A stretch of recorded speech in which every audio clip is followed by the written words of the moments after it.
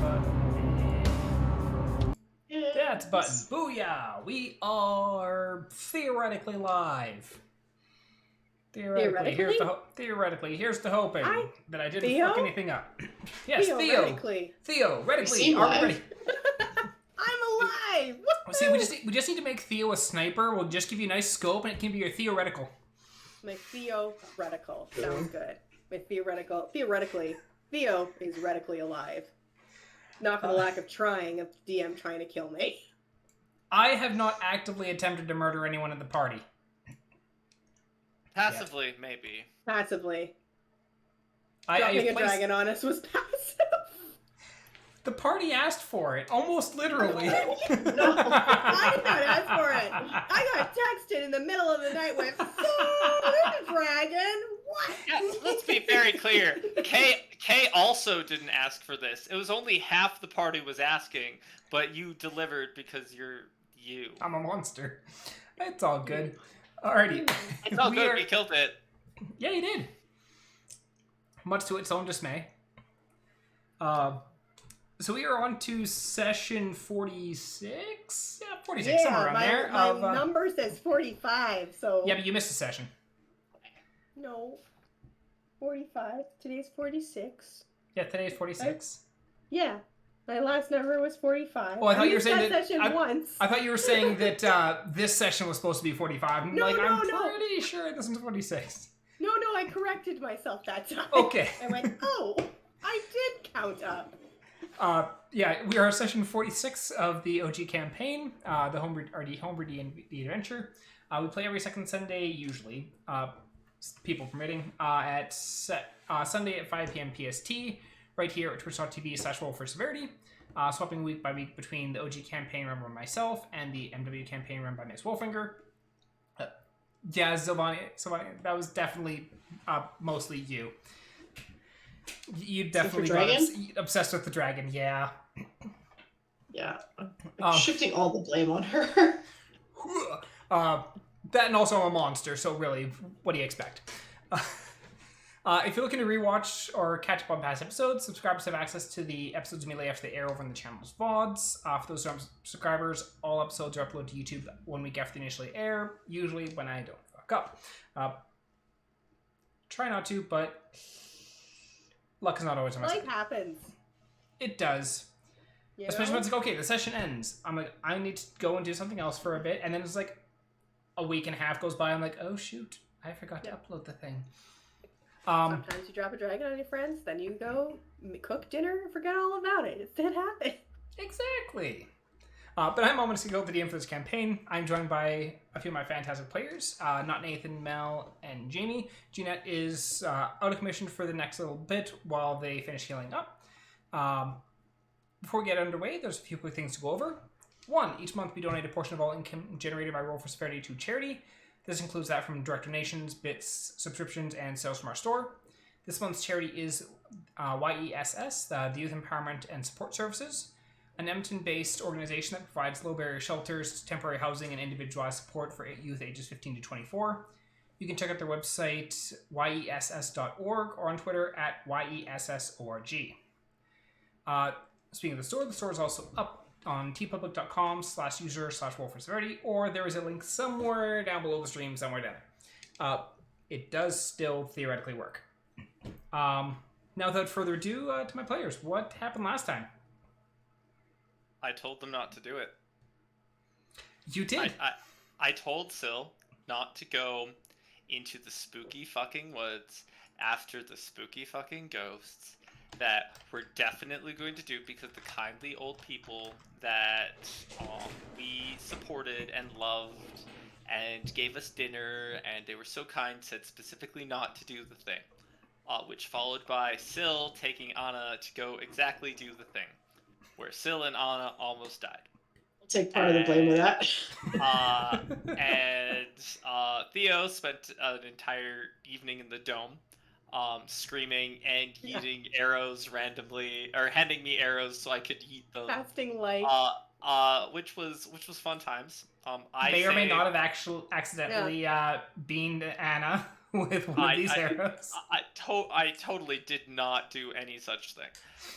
Additionally, I saved Syl's life at the cost of her now being permanently afraid of the dark for at least the foreseeable future, until such time as someone can fix that. So, yay! But you know what? Syl's going to be in a camp with lots of people repairing stuff because we ventured into the mountains to a mining camp, if I'm correct. Small mining town. And in this mining town, Syl is going to be working on fixing the machine. I don't remember what it is. There's a mechanical contraption that Syl is very interested in fixing for the people. And Large coal furnace. Sure, that one. So, I mean, the rest of us were here. I believe we're going to go find Zugink now. Probably. Sort of. Something like that. But yeah, that's kind of how that ended up. Oh yeah, Syl was very upset with me when I turned out the lights on her ability to enjoy darkness. Just the tiniest bit mad. Like, almost killed me in my sleep mad. So, there's that. I mean, that's not the first time that Sylvania has almost killed you in your sleep, so... Something, setting a tent on fire. Yeah. Wake him up very rudely, I believe was the instructions. We love you, Syl, in all of your ways. Yeah, there's only two rules with Sylvania. It's either ride with the tide or get out of the way. Also, don't leave anything vague, because... Don't leave anything vague, because just... Sylvania will extrapolate. Ride with the tide or get out of the way. Love it. Alrighty, so... anything else that people want to add from what happened last time? Nope. That's basically it. Alrighty. Theo might now, like, feel a little claustrophobic inside his dome, but, you know... That's what happens when you can't leave. Alrighty, so the group is in the small town of Frostmere. Small town, all things considered. It's a mining town hidden away within the Frostshear Mountains. At the center of the town is a large coal power generator, large pipes running from it throughout the city and into the mines, providing both heat and power. However, it has been on the fritz as of late, consuming drastically more coal to achieve the same power output. Spotted by one of the townsfolk and impressed by her creation dog, Sylvania was given the opportunity to work on the furnace in an attempt to get it running properly again, lest the town require to be shut down for the harsh winter of the mountains. Delighted with the challenge, Sylvania is currently staying with the generator and will be working there for the foreseeable future until Sylvania is able to return to us. To the rest of the party, as you're heading towards the inn, you hear the clanging of chains of an elevator ascending from the mines. And looking over, you spot a familiar bugbear, Zugink, standing amongst those on the elevator rising up out of the mines. How quickly does Kay notice Zugink? Roll me a perception check. Actually, everyone can roll me a perception check. We'll see who spots Zugink first. Woo! And actually, I need to grab my dice to see. Roll that D20. Modified 20. I should probably actually roll perception and not just a D20. There you go. We all see Zugink. Very clear as day. Annah technically sees Zugink first. The crit fail on the other side. That's fine. Only one of those matters. Quick question, Sylvania. What was Zugink's perception? Oh. Asking chat a question. I know, right? Man. I don't have a Zugink character sheet because that was. It doesn't exist anymore? Yeah, it doesn't exist anymore. So I'm just seeing if perhaps Sylvania remembers what Zugink's perception is. Because like, if the roll was much lower, it'd be like, okay, what do you spot first? But I got a high enough roll that it might actually be Zugink spots the group of you first. It was a -2, right, Syl? I mean, either way, Kay's gonna try to, like, jump in midair, like, running jump start to, like, latch onto Bugbear like he tried to do to Cran, except Cran yeeted him into the ocean. Anna sees Zugink first, it would be like trying to steer Kay towards Zugink so Kay could see. Okay, Sylvania has not responded as of yet. I'm guessing that only +1? Only okay. +1. Okay, so in that case, Anna, you see Zugink. Yeah. The first So- spot. Zugink. So like tall, huge bugbear in the crowd, and like mouth opens up into a silent like yee scream, and I'm gonna like grab onto Kay and like try and shove Kay in the direction of my line of sight so Kay can see Zugink. Yeah, And then push. based on our rolls, at the number, like by the time Anna starts to reach out to touch Kay's shoulder, Kay like feels the touch, and then he's already moving. Like it's just enough of the slightest. And he's like, I see, and Kay is gonna bolt, like beeline to the point of which he just like reaches the point where he knows he can jump. He just like launches himself into mid, so he can like fucking give Zugink the biggest gigantic bear hug that he can. Okay. And were you all being stealthy, or were you like shouting as you were running? Oh, I was not being stealthy remotely. I was not screaming, but I was not being stealthy. You were If not trying to sneak up on them, but it was. But you weren't at the same time like yelling out to them. It was like, okay, as you're running. Yes, I was just running up. If you see a cloud of dust and smoke following a tall human child as he beelines towards a bunch of people coming out of an elevator, you know, as one does, you would have noticed me. Okay.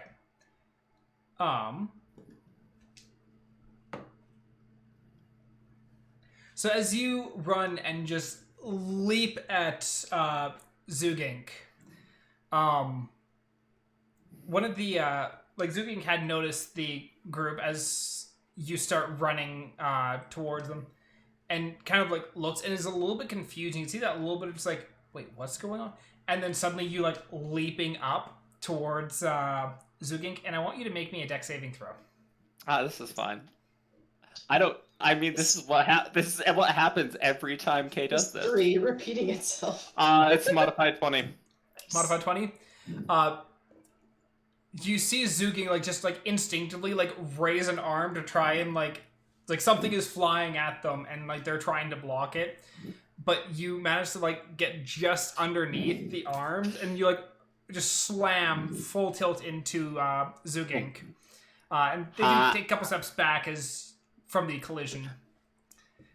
Kay just looks up from a hug. Hi, like picture like small child of like specifically like the child of like a military parent who's been like on leave for like at the war, and then the door opens up and the child sees them and they're like, oh my god, latch onto them for like with like death grip, and then look up and go, hi. And every child, dog, and loved one YouTube clip out there. Yes. And Zugin just kind of looks down. It's like, Kay, what are you doing here? We got mail from you a while ago, but we got mail. You got mail? What? Zugin is very confused. Do we have the letter with us? No. The letters have been sent to Brune and I can't remember what the other guards' names were back in Amanodel. They showed you the letters that they had received. Oh, we just took their word for it. We were just like, yeah, let's go. That's fine. They had left the medallion from the Scorched Hammer clan behind for them to give to you, but the letters had not been directly sent to the group. Us. It was sent to to Brune and them. It's been a while and some scary combats, yo. That's absolutely fair. At least I'm fairly certain that was the case, one... That seems right. Yeah. Yeah, No, no, that that I seems totally right. recall that. Yep. Yeah, Brun and Thurig. Oh, no, never mind. There was a letter for you. Yeah, there was the one letter for you. It was like, I'm sorry I had to run off like I did, but I didn't have time to explain. I received word from a friend who had gone missing after an incident on the docks. And Nathan told me where they were and that they needed my help. I enjoyed our travels, and I wish you the best in your journeys, wherever that take you. So there was a letter that had been sent for you. That was also nearly a year ago in game. This is not important. We got mail. We got sidetracked. We got lost in another dimension. It's fine. Yeah. As we approach Zugink, it'll just be like, "Hello, Zugink. It appears our travels brought us here." And also Hey. a very excited Kay. as I you can see that. I'm excited too. It's nice to see you, Zugink. It's good to see all of you too. I was not expecting to see any of you here, especially today in the... Oldest, What? most northern part of the continent. A little bit, yes. Again, really excited. Got mail. Two really excited people. Chat, that's... Kind of made a beeline. When did you get the letter? Because that's one slow beeline. How many days has it been since we left? It's been a few weeks. Well, so technically we got the letter, like, what is it, a couple months 2 ago. months ago, Like, at least. because we got the letter when we returned to Amnodel, but we returned to Amnodel after our accidental 6-month stint in another dimension. Yeah, Actually- and they became drug lords. Yeah, you joined the drug cartel. You then... So actually, yeah, it's been about 3 months since you would have seen that letter. Now, granted, 2 of those months, more or less, were us travel, but that doesn't account for when she sent it. Yeah, which would have been back before you got, Six dragged to- into the Shadowlands for 7 months. It's a funny thing not having a permanent residence. Mail just kind of piles up. Not that we Post could have... office, you It's forget not- about it. It's not that we could have checked. Since, we were in another dimension. So to be fair, the one who usually only gets mail among, our little group is Annah. It's true. Hey, I have a Zugink character sheet now. Perfect. Hooray. Zugink, are you busy? Are you working right now? Can we talk? The day is winding to a close, so yes, we can talk. Let's go back to let's go back to my place. We can sit and eat and talk there. And so Zugin kind of leads the group through the town to a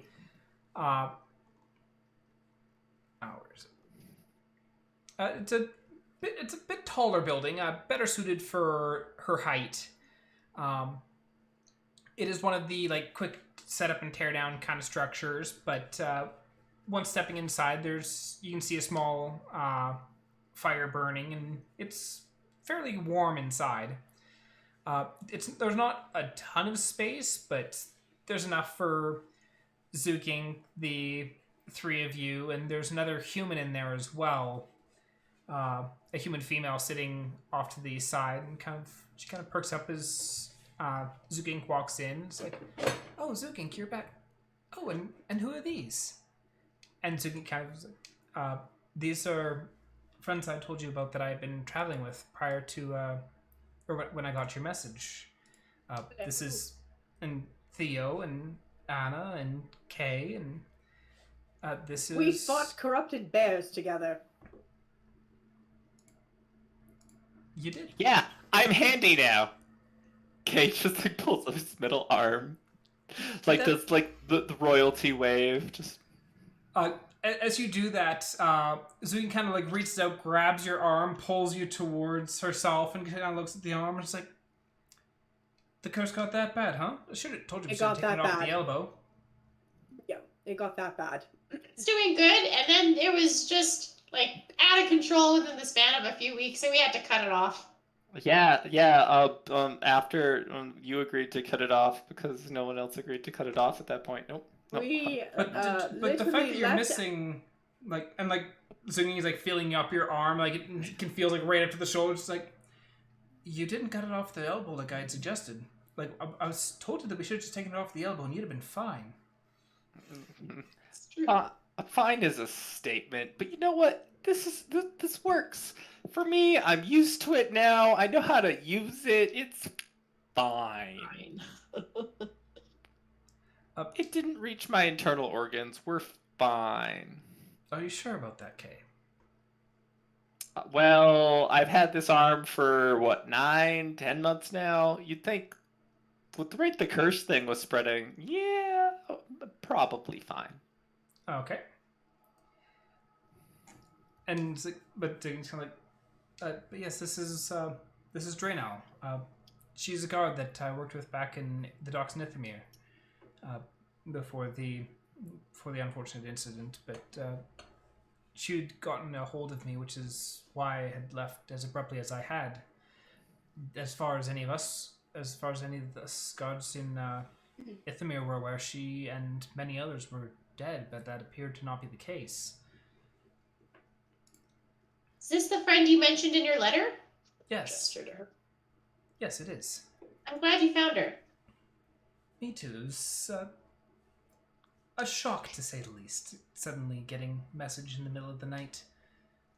What are you doing all the way up here, if I could ask? Well, the majority of the guards that we had thought were killed in Ithamir were found, frozen in ice and in some sort of stasis. Draenor here had gotten a hold of me, and they were also one of the guards that had gone missing during that period. Like, there was nothing found of them. And so they had told me where they were, and I came to them, and we have since found many of the other guards, though they're still locked in stasis, and there's been inhibiting factors from being able to actually get to them. Wait 1 moment. Ithamir. And they were found up here? Yes. Ithamir is south of Annah Nodell. That's a very long ways away to have friends vanish and then reappear. I'm still not entirely certain of a lot of the magical workings, but from what we are aware is there was numerous mild magic surges that had occurred, which resulted in massive explosions within the docks, and many of them were simply gone. There was no trace of their existence left in Ithamir. But we've found their physical bodies here. They're in some sort of stasis. We're not entirely sure how or why, but we've been trying to recover the bodies and free them from the ice. I'm sorry, Zugink. It's been a while. Tell me again what happened to you and your friends in Ithamir? So there was a problem on the docks, and there was, like, the guards were called as routine to stop a quarrel. There was, I believe it was piracy. It's been quite some time. But a mage aboard one of the boats started slinging spells, and their magic went wildly out of control. And there was a series of massive explosions, and when the dust settled, there was there was massive craters where there was land. There was people missing with no trace of their existence, like no sign of their bodies or anything, like not even a corpse. And they had been assumed dead after having not been seen for months. They reappeared up here. DM. In a coma Yep. thing? Real quick though, DM, can Yes. I do an Arcana check and figure out, like, just my brain? Theo's brain is wondering if one wild magic surge, just from what he's experienced so far of magic surges, and also what he's studied with the Cataclysm in the before times, if one magic surge can do that, or like a series of magic surges. Okay, roll me a Arcana. Why you no click? 24. From what you've experienced with magic surges yourself, a lot of them do seem to be localized to a specific area Okay. around the source of where the cast occurs. However, you are aware that there can be wild magic surges, and there have been recorded instances of wild magic surges that have shunted people to other planes of existence, have shunted people across massive distances abruptly, as well as some magic surges that are extremely destructive. So it is not beyond the realm of possibility that a wild magic surge could have caused the explosions and a teleportation of some sort within a radius of where the cast was attempted. Okay. I was just unsure if it was like it would take one spell to cast that, or like a series of spells. It would have been a series of spells. A series of spells. So one mage done fucked up every spell he casts. Well, and what Theo's hearing. Well, and keep in mind too, like, it was a sorcerer as well. Okay. So there is you are aware of things like quicken spell and stuff like that, where the ability to multicast spells at once could all go awry. Okay. So things like that are possible. Okay. Draenor kind of pipes up as well, and she's like, it was the weirdest thing when I came to. It was almost like trapped in a mirror of our world, but more ghostly, I guess you could say. I could see like beings, other figures moving about, but couldn't identify them, couldn't interact with them. And I eventually, stumbling around, managed to find myself out and into the mountains and back in our plane. I don't know how long I had wandered. But Crazy question. Was yes. it dark? Were there beings with no faces wearing hoods? Is there color? Was there color? It Or was it just misty? It was misty. It was almost as if there was like a shroud of fog just layered over everything. Like the figures that were moving around, I think they might have been people, but I'd pass right through them. I'd see them move, but couldn't make out any details of their body. It was as if everything was a wisp. Reaching out to try and touch them, I just passed right through. It doesn't sound like the place we were visiting 6 months ago, because that place was a lot more scary. No offense, that does sound 100% awful, and I'm very, very, very happy that you survived it. Not to diminish your experiences. But we nearly lost our lives. We had a similar experience, but we kind of jumped into a portal. I nearly died a couple times. Bright light caused both help situations and caused... It's a long tangent. Let's not get into it. Suki just kind of looking at you, it's like, why would you jump through a portal? There was a situation, there were lizard men coming through, there was a golem that thought I was its master, it was the only way out. It seemed like the idea at the time. Theo was in a dress, and the situation called for some desperate measures. I forgot that Theo was in a dress. Talk about the dress. Suki just kind of looks at you, it's like, what kind of dress? It It was really perfect. ratty, to be It was. honest. Theo pulled it off quite well. Is it Drano? Draenor. Drano. Do you think what happened to you is the same as what's happened to these people, that the bodies that you have recovered? Do you think they're stuck in this same world that you described and trying to find their way back? Possibly. I honestly don't know. When I was there, I didn't see any other beings that I could identify or recognize, but it's definitely not beyond the realm of possibility that they are also trapped between worlds, I suppose. If you can't remember beings or faces, what do you remember? Do you recall like a river or a city, a mountain? It was in the mountains, that I know. And when I remember wandering for what felt like an eternity, there was just endless nothing, and I wandered and I was lost, and then I felt something that I hadn't felt for a long time, and that was cold. So I followed that, and when I finally found its source, I was dragged back into the material plane and found myself freezing in the mountains.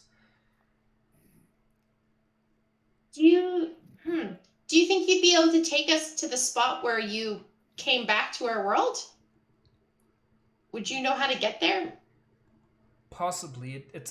Be a few days' journey from here. Might not be worth it. It's just something to consider. It's definitely possible, and I've been back there a couple of times seeing if maybe anything else had come through, but I know some magic, but I don't have any awareness of portals or anything like that, so I am somewhat limited in that regard. We happen to have a portals expert. We do, actually. We can see if there is a portal there. Kay, we're putting you to work. That wonderful ability that you keep telling us about, but you have yet to show us. Kay is going to just sheepishly be like, Hey, Space Scout! I don't know he's coming back yet. It's like portals. So Kay, out of pure and utter sarcasm, at least right now, is going to roll to see if there is a plane nearby, because it was said that it was a few days away, so chances are it's not within there isn't a portal within a few miles, but hey, we're going to gamble and see if there is one. So you activate the ability, and no, there is not a portal within a mile. Cool. That's what the radius is, right? 1 mile? It's exactly 1 mile. Okay, yeah, it is not within 1 mile. Kay's going to be like, well, there isn't a portal within a mile of here anyways, so I don't know what y'all are talking about. Zugink, are your friends nearby? Your friends that are still stuck? There's a couple of locations. Some of them are still in stasis, although we have managed to recover their bodies, and they are currently in the hospital tents. Though the others are still trapped within the ice, within the mines, though there have been troubles getting to them. Oh. That seems... Please excuse me for saying so, but that seems like... well, I think, because you're our dear friend, we care very much about you. I think we would like to help you. I'm not about to turn down help. But in terms of orders of operation, I think we should ask about the potentials of a plane, of another shadowy plane that fits the description that Drangdal is saying. I have an idea for that. But first order of business sounds like we may need to rescue the rest of your friends from the ice, because if they wake up trapped in ice, that's not going to be a happy ending. I don't think. That's absolutely fair. We've been trying to get to them. Unfortunately, there have been a nasty situation with frostblins that have been residing in the area. You don't say. What are these again? I'm sorry, what? What are Frost these called? frostblins. Blimp? Pardon? Like a blimp? Like No, with a P? frostblin. Blin. Blin. Sorry, Frost Blin. Tell me more, or would I know about this inherently? You could roll me a history check to see if you've ever heard of frostblins. Oh, you bet your sweet bippy. Oh, it's a 7. I'm gonna say that Theo probably already doesn't know what these are. I'm good. You know what? Let's, for shits and giggles, this is what I'm rolling. Nature? History. History. Nope. Kay's also never heard of frostblins. Okay. And What's that? Something you eat? I suppose you could if you were starving. Essentially, and like looks over to Anna. It's like they were goblin, but worse. They essentially mountain goblins, except much crankier. And while they're not necessarily more organized, usually they're a lot more aggressive and a lot more resilient. They kind of have to be to live in the mountains here. Most of them also have a very strong affinity to ice. Goblins, you say? Well, just let me talk to them. I'm sure we can get this sorted out. I've had some very good luck talking to ornery goblins in the past.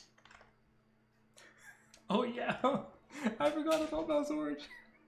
Yes, so I am so sure that we are going to get to the bottom of this, and they are in fact going to help us free your friends.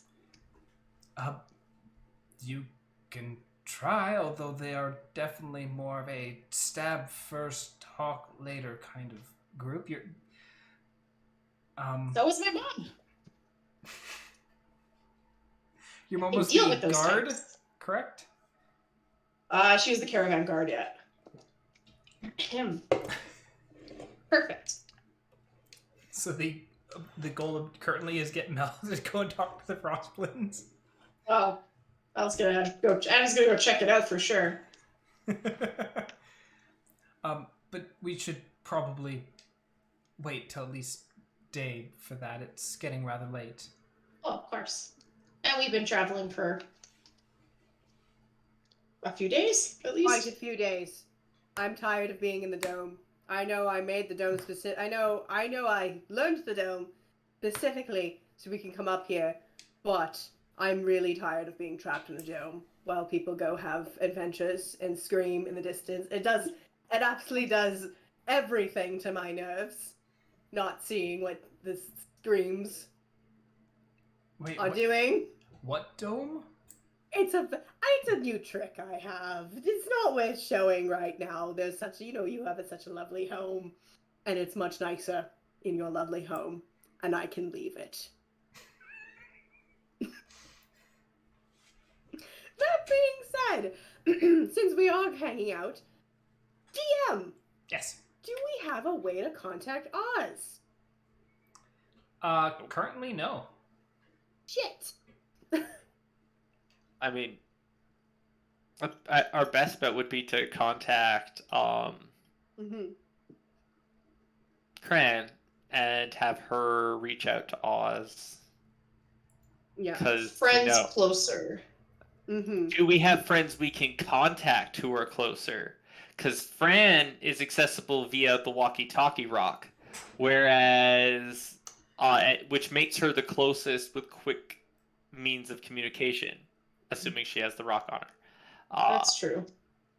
Which is why I bring it up. Not that we don't have friends within the town near one of the major towns near Oz, but just based on information, travel, and blah blah blah. Yeah, because right now the party is up here. Yeah. Cran is currently here, and Oz is down here. Yeah.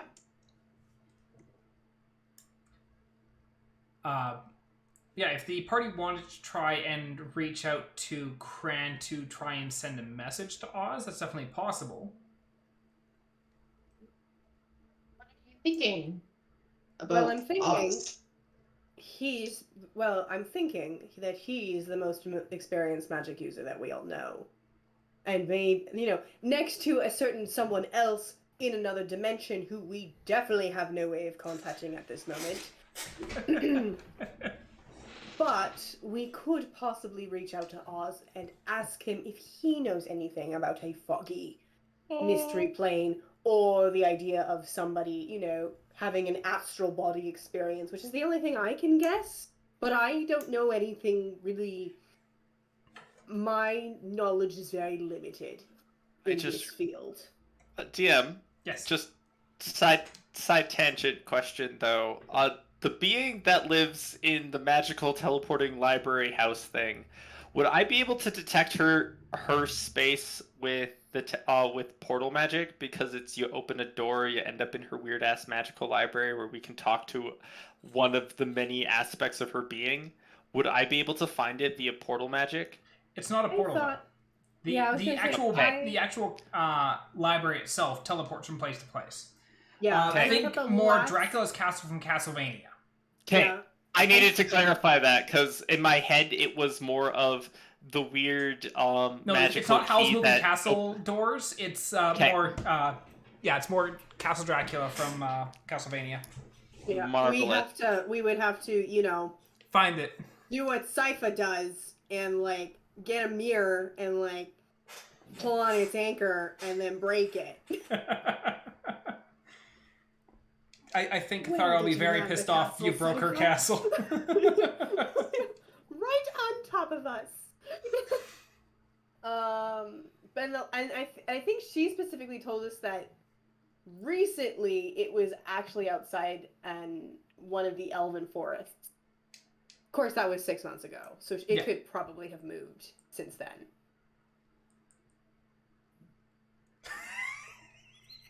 Nowhere near as much damage as I'll likely do once Theioryn is actually a player in my campaign. Damage to who? Me? You're gonna hurt the dad bard? Oh no. Yeah, Sylvania's gonna be running a campaign, so I'm gonna be playing a dad bard.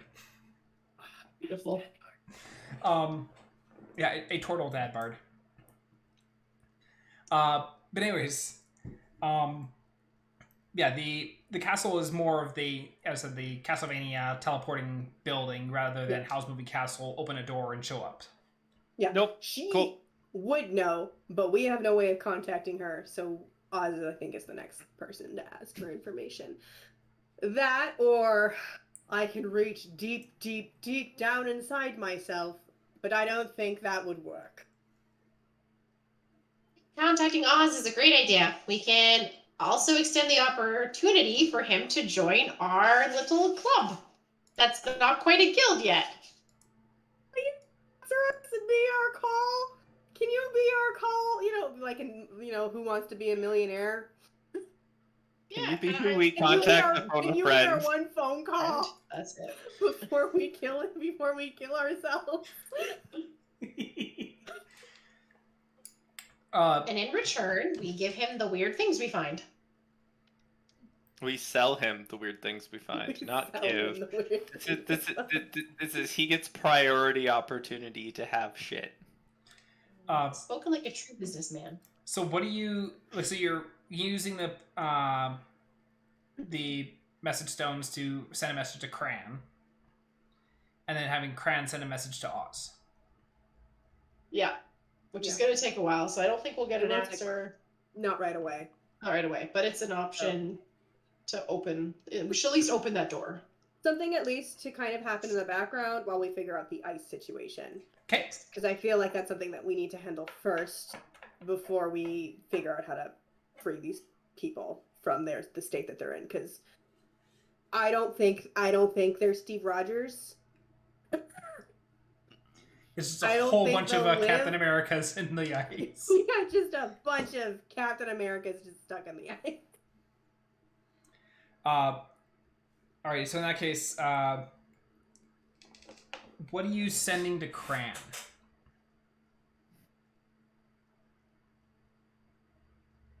What are we sending to Cran? Yeah, what are you saying in the message stone to send to Cran? Cran, sorry, need favor. Please send word to Oz in Ithomir. Nope. Nope. Nope, that's not it. He's north of Ithamir. Oh, in Ironstoke. That's correct. I was looking at Ithomir. Nope. No? We would know though wherever he lives. What? Dagnir? No. No. No. Yeah, I don't think it's on the map. It's not on the map Is because it it's a not- small town. It's not on the map. What Nope. the hell? Check your notes, Jamie. Mine. It's from a long time ago. It is from a long time My ago. notes are way too deep. Yeah. I'll roll me history checks. Why? Oh, the 10.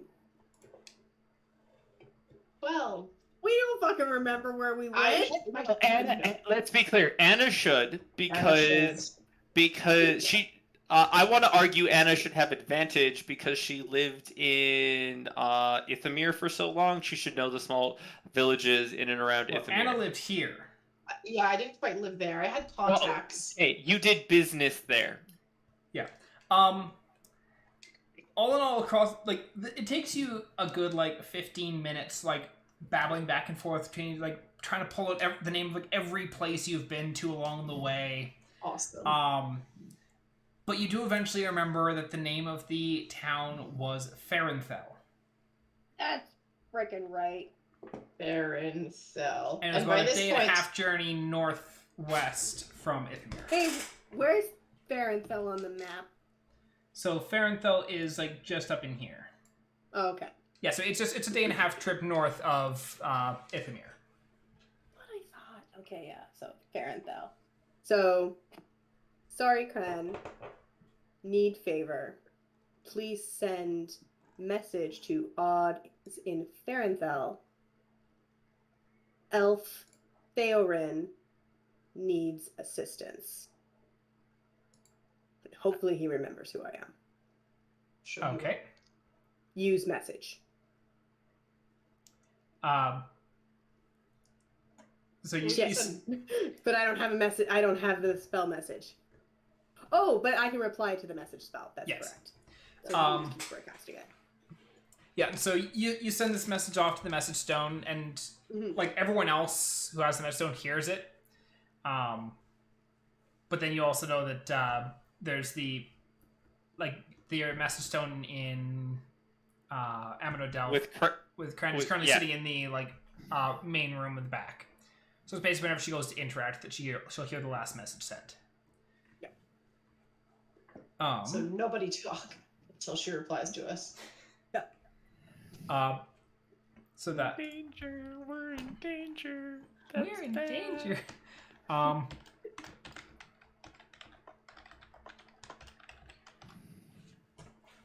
Alrighty, so I've made a note that you've sent a message to Cran. So what is the party doing now after having sent off the message to Cran? What is your objective? It's also currently late evening. We can either stay here and under Zuging's hospitality, if she has the room, we can go find where the guests sleep, the visitors sleep, which I can't remember if there's an inn here or not, and we can go there and come back in the morning. You can stay here. There's not a lot of room, but if you still have bedrolls and such, you can lay those down on the floor and crash here for the night. And We Sleep over. absolutely have bedrolls. Okay, already unpacking his bag. Were we not? Just Jays. just let's be clear. Kay would not be in his PJs. There's a person. Well, actually, he doesn't have PJs. He sleeps in his undergarments, much to Theo's chagrin. I know too much, I see too much. You've all seen me. Almost everyone in this room has seen me wield with an axe dangling from my underpants because someone took my clothing. So I know too much, I see too much. I guess before we actually tuck in for the night, Anna would ask, like, how long have you been having trouble with the frostblend? We'd. It's been probably about 5 months. Ooh, it's a lot longer than I expected. What are their numbers like? It seems to vary. We've encountered groups of upwards of 30. Other times there's 4 or 5. But there always seems to be more. Like we've cut through many, but unfortunately there's always more. There's always more, and we're not sure how or why. Goblins do breed like rabbits. All right. I have one more thing I want to double check. Is Stella an owl yet? Yes, you're still Okay. turned to an owl before you came up. So this whole time I've just had a nice little snowy owl on my shoulder. So Beautiful. And so as you're sitting around, like people are kind of starting getting ready to head off to bed, Zugan kind of like turns to Kay. It's like, so I do have to ask, Kay, have you been behaving? Looks over to Theo. Has he been behaving? you know, it varies from time to time. Some days I'm very proud of him. Other days I want to kick him. And other days, I have to be an adult because Theo has done something incredibly stupid, like get exhausted from walking, or get stuck in another dimension, or rolls a magic surge that does something dumb and gets himself in an inconvenient circumstance where I have to be an adult. Can you imagine? I have to be an Last time adult. I magic searched, sir. I'm pretty sure I've only done it once. You did it multiple times in the last couple weeks. You almost drowned us all in your bubble. You know, I'm pretty sure I've only done it twice. I'm pretty sure you did it 3 times And during. I'm pretty sure I'm not the one who messed with his height and then had to spend an obscene amount of gold fixing their height. Yes, but I spent my own money to fix my own problems. I didn't have to guide you around. Zukik was there. Do you remember? She should remember when I had to adult because you got so exhausted from walking up a mountain for 8 hours. Jeez. I believe we Pretty pushed tired, through that too. time. Yep. And you were the only one that really suffered by almost killing yourself from exhaustion. So I'm just going to remember this every time I push myself a little farther to get back to you in order to help you escape a scary shadow dimension. No, Theo, I shouldn't push myself. Kay will totally hold it over my head for days to come. Only days? No, Theo, don't push yourself. Don't climb that tree and have a nap. Fine. Kay's gonna respond, but Daddy, no. Don't call me Daddy. I don't actually like it. It's you, Zugink. It's really nice to reconnect. As these two are like going off on a little spat, Zuki just kind of looks over to you, Anna, and it's like, is this what happened after I left? Yeah. Yeah, some days are better than others. Kind of hit and miss. We were in Annodel, and this one, doing recon, we were drug lords for a few months. Anna can tell that story. She tells it much more. It's, and this one decided I'm going to be a dock worker for a day, which was completely inconvenient, so I had to go in and pretend that he was mentally depraved in order to get him out of that situation. I was having. By the way, they believed me. I was having fun. It was not hard to sell it. I was having fun. I was earning money. I don't understand. You know what? But I decapitated a dragon. So. Yes. He decapitated a dragon. You decapitated a dragon? Yeah. Why are you fighting a dragon? Because our other friend, Syl. So you haven't met her. She's working on the furnace outside. If you walk by it at some point, you'll know. Intense pink hair, speaks a mile a minute. Yeah, wonderful. Made my arm. Well. Yes, yeah, true. While we were traveling up here, we were heading to Dorsk. Galena? Galena, that's the right name. We're headed to Galena. She was certain she saw a dragon flying around. She was right. It attacked Theo's bubble, and then tried to murder us. So, in turn, as you do, when you're attacked by a dragon, casually as you're driving along the road, you defend yourself by committing murder on it. It was black. K pulls out the pieces of his armor that he had already stripped out of. Look, it's pretty, and it's made of black dragon scales. So he kind of like takes a look at the armor. It's like, this is well crafted. Looks at you. Yeah. I still find I it hard to didn't believe make- you decapitated a dragon. Well, I mean, technically, I killed it by shooting it with multiple arrows while everyone else was trying to keep themselves alive. And then I removed its head, and it's mounted at the bar we own now. You own So we own a bar. It's gonna bite her tongue. It's been a, how long has it been? What day is it? I don't even know what day it is. What year is it? What It's been about- years? It's been like a year. Jumanji. What year is it? Thank you.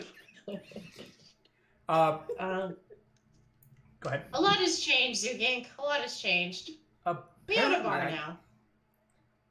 So you own a bar, killed a dragon, went into another realm for months, Lost an arm.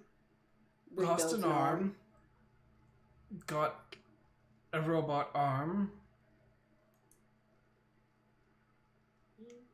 Life's been intense. Apparently it has. That is... We missed So- you. Don't get me wrong, I love you all. But I think I dodged a really big ballista bolt here. You Be dodged fair, you several. You dodged you dodged several. So, We all would have the- tried. We tried to also dodge ballista bolts. Unfortunately, I feel like something's grabbing us and pulling us into the way. Yeah, I think of you're the dodging vegetables. into them. You're supposed to dodge out of the way of them. You're We're not supposed to trying. try and play catch with ballista bolts. Yeah, so I do that. Except Skate insists on catching the ballista bolts with his teeth. So, with all that's gone on, Annah, did you manage to find out who attacked your village? I left the little metal thing back with the medallion back with Brun and Thurig for you. Did you get that back? I did, and I appreciate that. It's still going to be a big help in identifying them, but the trail is not burning as bright as it did when we first joined up. Oh, I'm still on the lookout, but that's We unfortunate. have an idea who. Yeah, it's an undead lich. It's an undead lich. We A haven't lich. confirmed the lich part. We've just heard rumors. yeah. It's pretty from very, very reliable sources. So Not equipped to fight a lich yet, so it's kind of slow until I can amass enough friends to follow me into this shit show. That's fair. A lich is a lot bigger than I was anticipating. That was Yeah. ever going to become. Yeah, me too. I just hope it's not going to be everybody's problem. Here's to hoping. Yeah. Theo, I didn't realize. K under his breath will comment before you say, unless we make it everyone's problem. And like under his breath. So maybe not everyone hears, but only some people hear. But chaos. Zugink's not paying attention to what Kay was saying. I did not hear. Perfect. I really want that nat 20. I wanted to elbow you hard in the ribs. And Zugin kind of turns to Theo. It's like, I didn't realize you like birds. Is it trained? And kind of motioning towards Stella on your shoulder. Yes, in a sense. I wouldn't really say trained. I'd say more like attached to me Stella kind of looks over at you and just like cocks the head just a little bit. How do I explain this? You know, we have a bond. We have a soul bond. I know you hate being an owl, but that's no reason for you to ignore me. And Zuki just kind of like looks at Stella, looks at Theo, looks at Anna in confusion. I gained a friend. She's a magical friend. She looks like an owl, but she's not really an owl. She's actually a snake who I turned into an owl because we were coming up north. And she's kind of upset at it because she doesn't really like being an owl. Likes to be a snake. This is Stella, by the way. She's a friend. We've gained. I've gained. We've all gained along the way. She does a fun, awesome tricks where I'm able to listen and see through her. So you have an owl that is a snake. Yes. Probably not the weirdest thing I'm going to hear this week. You know, it's a magic thing. Just wait until Zuki meets Dog, the cat that was supposed to be an octopus. The dog cat that's supposed to be an octopus. Yeah, definitely not the weirdest thing. Life just keeps turning left, Zugink. So after a little bit, you're right back to where you started. Yes, makes sense. We just keep turning left. Has Kay been trying to get more pets? Kind of looks over to Kay. No, Theo's been very mean about it since Kevin. So you know what? I've learned a couple of tricks myself, though. Kay is going to, because you know what, sleeping is apparently in Kay's repertoire right now. He's going to use his amulet to poof into a gaseous form. Because, you know, that's an intelligent life decision to do right now, but he's going to do it anyways because it's Kay. You're rolling a d20 to make sure I don't surge. Yeah, roll me to see if you surge or not. Nope. You do not surge. You poof into a cloud, like into the fog cloud, and Zuni's just like, Kay, stop that now. You know how I felt about all this magic stuff. Kay just actively just turns it off immediately, just literally right where he was to begin with. It's fun. Okay. So he's just like, Yes. Let's not do that in my house. Fair enough. Fine. So is there anything else the parties want to do before we're winding down for the night? Oh no, I just want my magic spell slots back, and it's going to take a long rest, so... Yeah, I don't think I have any other questions Yeah, for just now. casual chit chat with Zugink until she, goes to bed and I go to bed and catch up. Perhaps some tea maybe, but... Some tea. Alrighty. So the party rests up for the night, and next morning comes, and bright and early you can hear, like, kind of clunking around as Zunk is moving about the house. And kind of stepping over you guys as she's walking past. And it's pretty early in the morning, pre-sun rising kind of thing.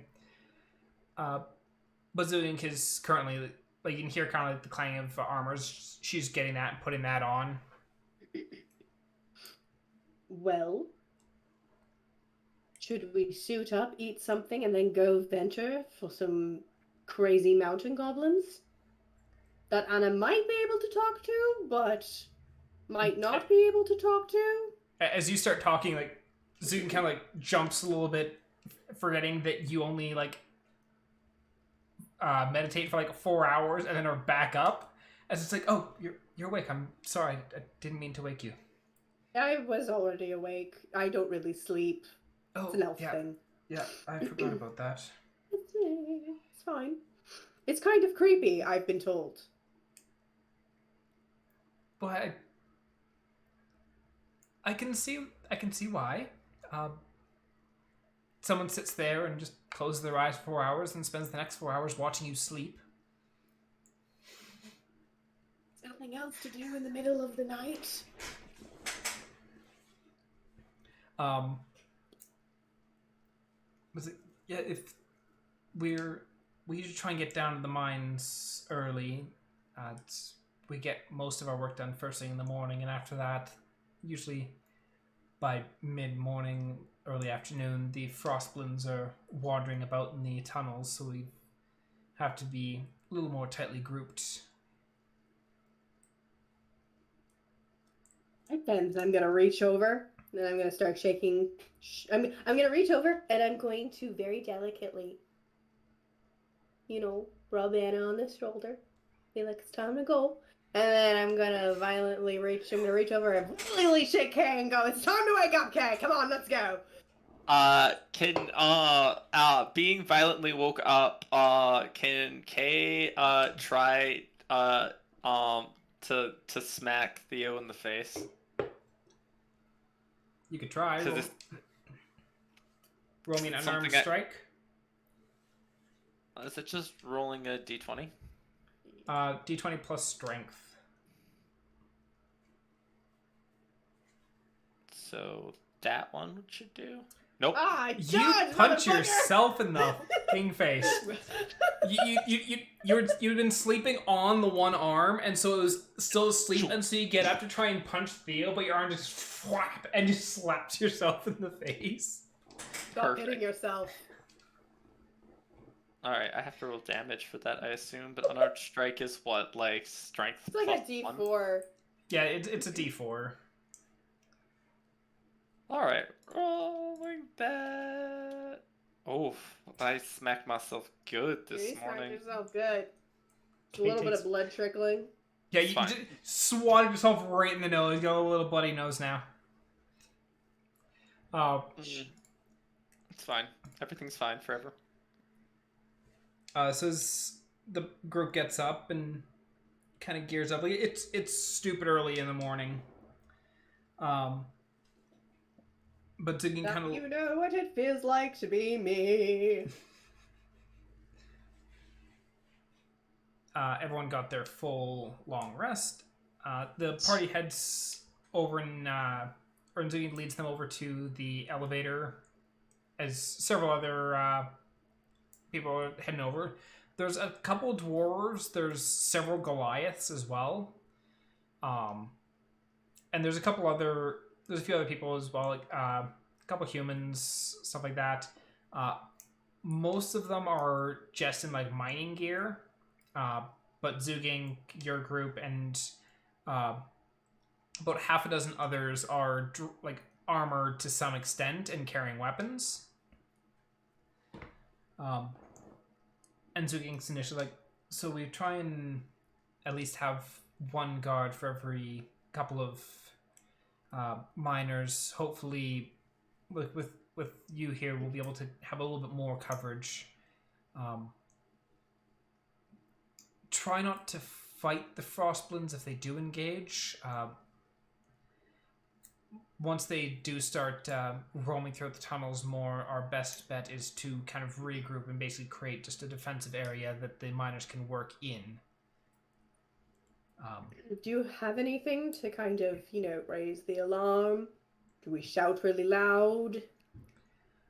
Shouting is probably the easiest. We don't spread out too far, just due to the fact that because the frostblins are abnormally organized in comparison to what we normally see, that they do tend to try and ambush. So if you get too far from the group, you're likely to get encircled. What's the method that the miners use to try and extract the bodies? Just melting the ice? We've chiseled away the ice from some of the bodies. Now, like right now, we're not mining the bodies. The bodies are we can't get to them. There's currently a frostblin camp that is parked right outside where the bodies are. this is a mining town. We still have ores and stuff like that, iron and stuff like that we've been trying to extract. The Frostblin issue is something that needs to be dealt with before we can actually access the bodies. Or at least disrupting that camp enough that we can get access to it for a period. I turn to Anna and Kay, so tag along, get a feel for what this could be, form a plan of attack. Observe, see if we can see how the Frostblin act and whatnot. Mm-hmm. I think this might be a several-day operation. I'm checking for portals. There was no And portal taking within a mile. ammo. Check more portals. There is still no portal within a mile. I didn't check for portals at this point. We're still in town. Anna? Oh, I thought that was what you were doing right now, was you were checking for portals. Oh, okay. No, 100%. My plan is, while they're doing smart things, I'm checking for portals. Yes, Theo? How much do you know about goblin culture? I should know a lot. Yeah. I'm sorry if that comes off as, No, not at all. Let's see. They can be, like, they're always in groups, but they're very solitary groups. They're not always welcoming of others. Let's see. They like shiny things, in my experience. Like hoarding weapons and fun things. But I'm just not sure about the motive of these Frostblin. Do you think it's possible something else could be controlling them? Oh, 100%. 100%. I mean, I don't know if that's the case, but it's absolutely possible. They are easily manipulated. Let's keep our eyes open for things, other than goblins. The gut feeling. I'd absolutely hate if it's like, I don't know, just throwing it out there, but like an illithid would come up. That would ruin our day real quick. Yep. Something, the party speaking creatures into existence. Stop it! No! No, I'm kidding. I already know what's going on. I want an illithid! Would you give this face an illithid? Yes. Would you give this face an illithid? You monster. Uh-huh. You monster. Chaotic evil. Duh.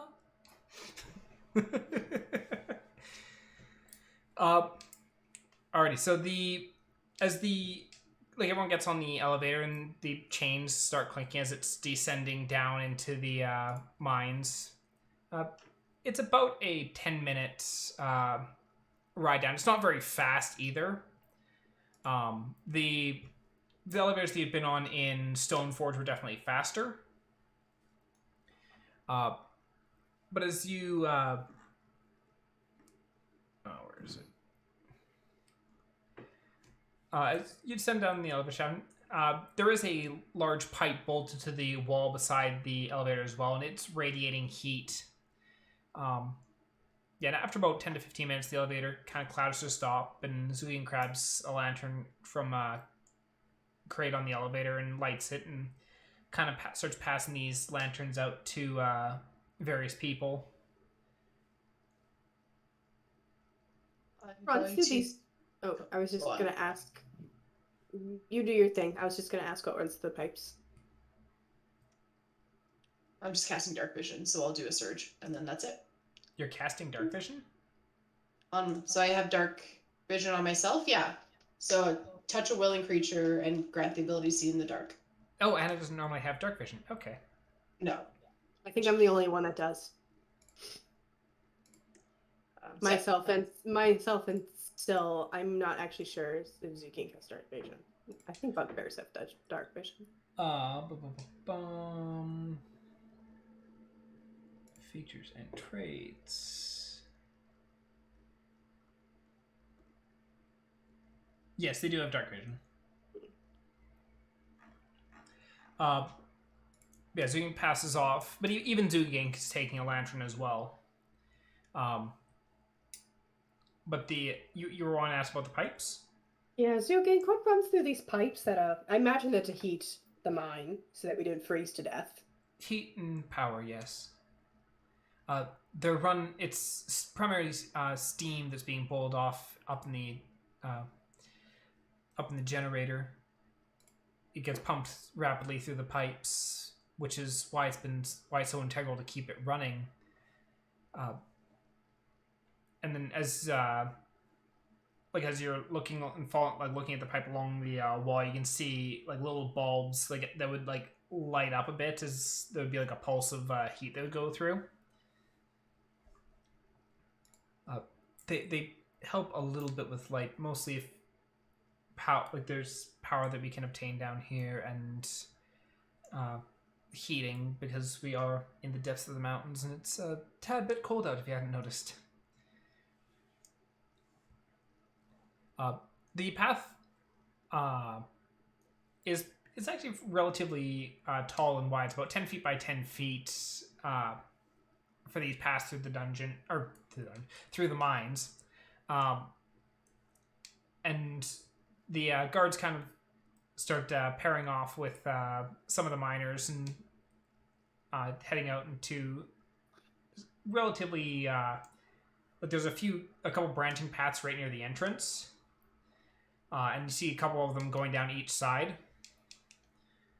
And Zugan kind of points to a couple of miners, like, "I'll have you guys stay with these two. I'll be wandering around and checking with each of the groups, making sure that everything is okay and no frostburn sightings."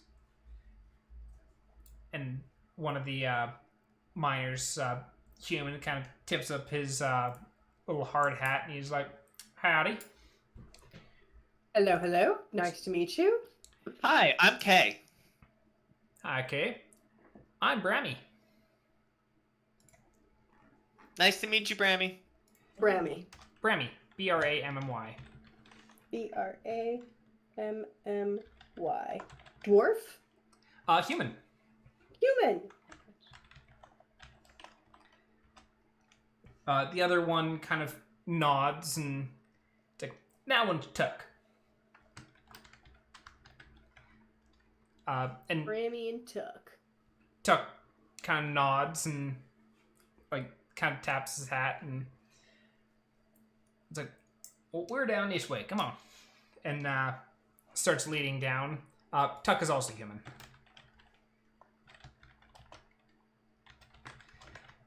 And you head down the one of the tunnels, passing a couple of other groups of miners on the way.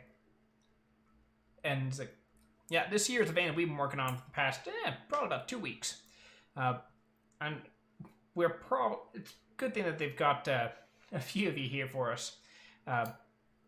This has been the last place the Frostbones came in through, so best be on your toes." So action is going to probability of action is quite high. Maybe we didn't see any Frostbones yesterday, but last week we did.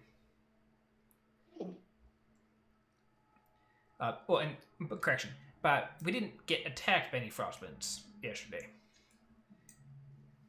I see. They still came round. We still spotted them, but they ran off. They didn't engage this time.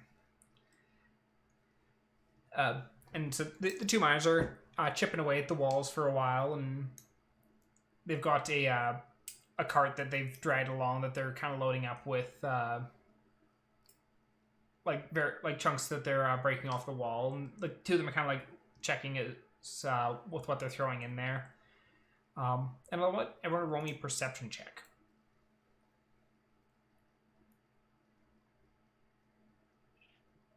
17. 26. Well, I'll show off. Yeah. So Theo, you and Anna, you're focusing hard, like you're watching out into the tunnels, and you can kind of like every little bit you're hearing that like chunk of like the picks hitting the wall, and it's like gotta stay focused, fuck that sound, gotta stay focused. That's really annoying sound. Just because you're also hearing it like from Us with the pointy ears, it hurts us with the pointy ears. Yeah, pretty much. But Kate, you are, with all your experience with tuning out Theo, you've gotten very good at tuning out the mining. And I don't mine a mining pickaxe, do I? Well, no. I got practice tuning you out, failing to tune out Syl because she succeeded so much harder than my ability to tune things out that I get very irritated now if I can't tune things out. So every time you hear Greg the gnome, you just have a little twitch. Every time I hear Greg the gnome, I want to commit murder. I greatly appreciate the fact that somebody's like, yeah, I'm just gonna sing opera about Greg the gnome for 4 days. For 4 days. Days out of tune, not even in pitch. Like, Not even trying. well, no, she might have been trying. But she couldn't hear herself talk. Oh, see, I thought that was the point, where she couldn't hear, so she wasn't even trying to do anything. No, she was belting it out with gusto and with fervor. I think this is why Theo actually really likes Sylvania, because she knows the hell out of Kay. I feel like Kay is on the precipice of becoming evil. Just one of these days, you're just gonna do something. He's gonna snap. Fred the gnome, yes. I've been corrected. It is Fred the gnome. Fred the gnome. We love you, Kay. We appreciate you greatly. You're a valued member of this team. You're just a teenager, so it's easy to make fun of you. But Kay, you're able to tune out the mining sounds, and you're able to, like, after a little bit, probably about an hour and a half of just like fixating, just kind of staring into the relatively inky darkness, you do start hearing like chattering as it's moving throughout the mines, coming from further into the depths. Do you speak Goblin? I speak Goblin. I do not. I speak Abyssal Common, Draconic, Sylvan, Elvish, and Undercommon. Okay. So you can't quite tell what is being said, but you can hear some sort of speech being, like, some sort of chattering going through the mines. Is it clear enough that, like, the odd word or phrase Kay might be able to mimic, even if he doesn't know what it is? Or not quite? Not quite, because even with your really good perception check, like, it's not, like, close. It's fair ways off into the darkness. So you're just... Hey. You can hear distinct chattering, but can't make out the specific sounds or words. Fair enough. Kay's gonna be like, so we're walking towards them. Well, you're currently stationary. Alright, cool. Kay's gonna point in direction, be like, they're that way. Frostman, to see him? I can hear them. I'm going to send Stella flying that way. And I'm going to grab Kay's shoulder and go, just let me check with Stella. And I'm going to switch to Stella's sight. Switching to Stella Vision. Switching to Stella Vision, yeah. And I don't want her to get, like, right on top, but she's an owl, so she actually has the ability to fly stealthily. Yeah.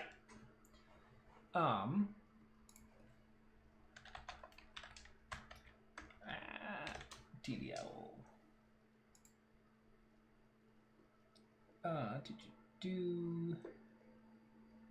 Advantage on wisdom perception checks to rely on hearing or sight. Okay.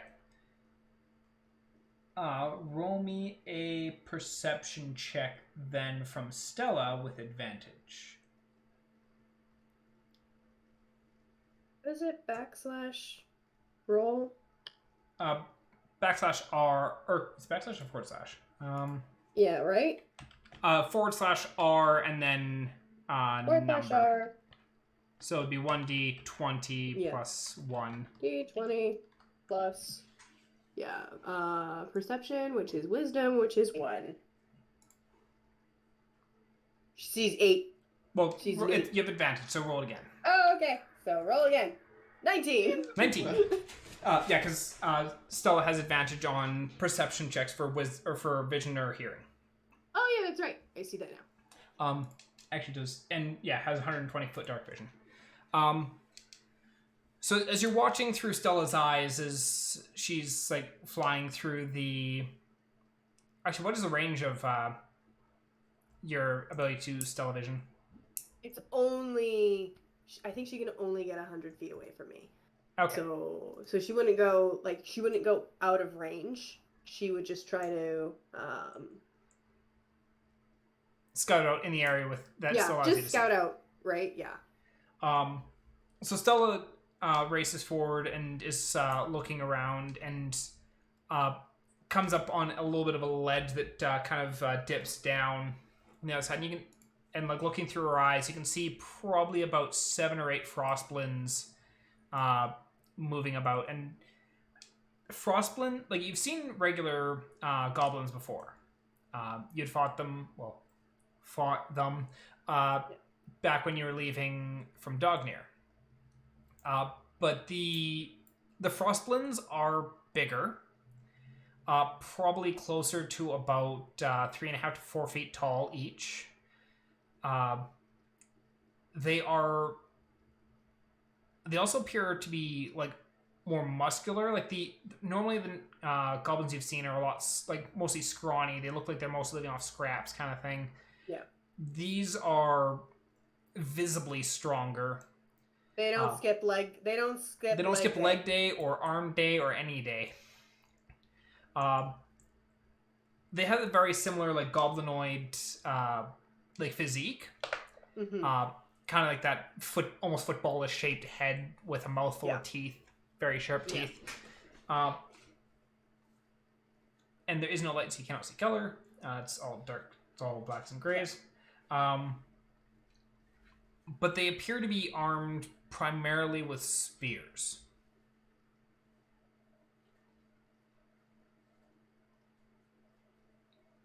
It was just gonna make a. Yep, there'll be frostlings over there. Good job, Kay. About 7, 8? 7, yeah, about that. Good God. What do you see them doing? They're goblins on steroids. What the hell are these? What are they doing? Currently they're like chattering in amongst each other as they're like moving along. Yeah. They don't seem to. None of them seem to notice Stella's presence up on the ledge. Yeah. They don't see Stella. They're chattering among themselves. They also are not moving the direction towards you. And they're not coming this way. Can you tell which way they're heading? Which way are they heading, DM? Further Is in. it possible? So for away from us, Away not from you. towards another group. Correct. Okay. Okay. Okay. Yeah, I respect that information. So no need to alert anyone, presumably. And as you know, do you lose all senses when you're using Stellavision, or can you hear but not see? You can no, where is that? You can gain while you're familiar within 100 feet of you, you can communicate telepathically, blah blah blah. You can see through your familiar's eyes and hear what it hears.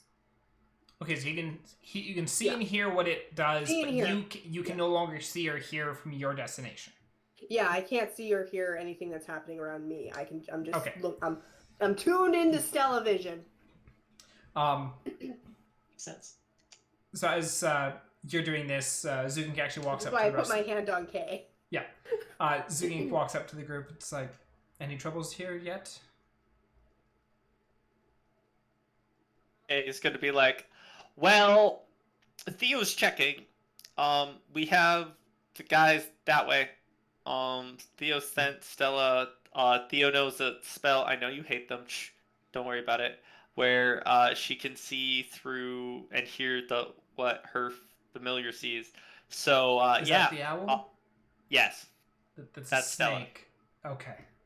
Yeah, just don't worry about it. They're special. Snowl. Snowl. Snowl. She's a snowl. Jeez, that's not vaguely creepy at all. It seems to be okay for now, Zugink. Some frostblends were detected, but I don't think they're coming this way. If they do start getting closer, definitely do raise the alarm. They're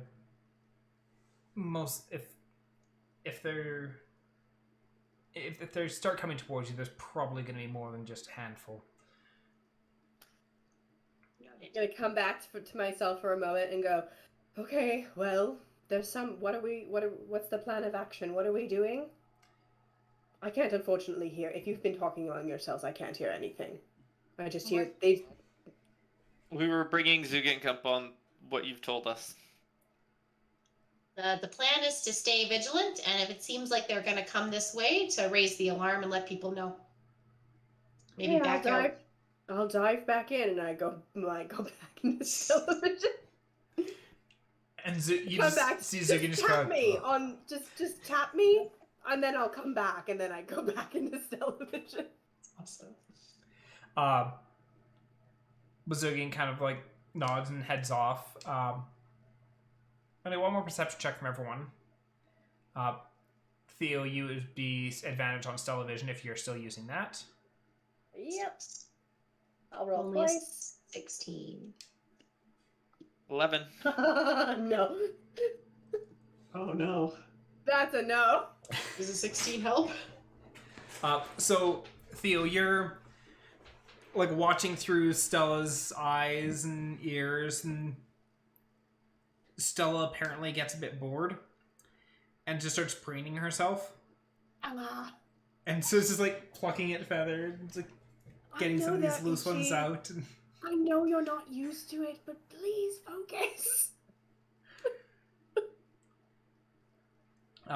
But Stella's kind of ignoring you and just like proceeded to continue preening herself.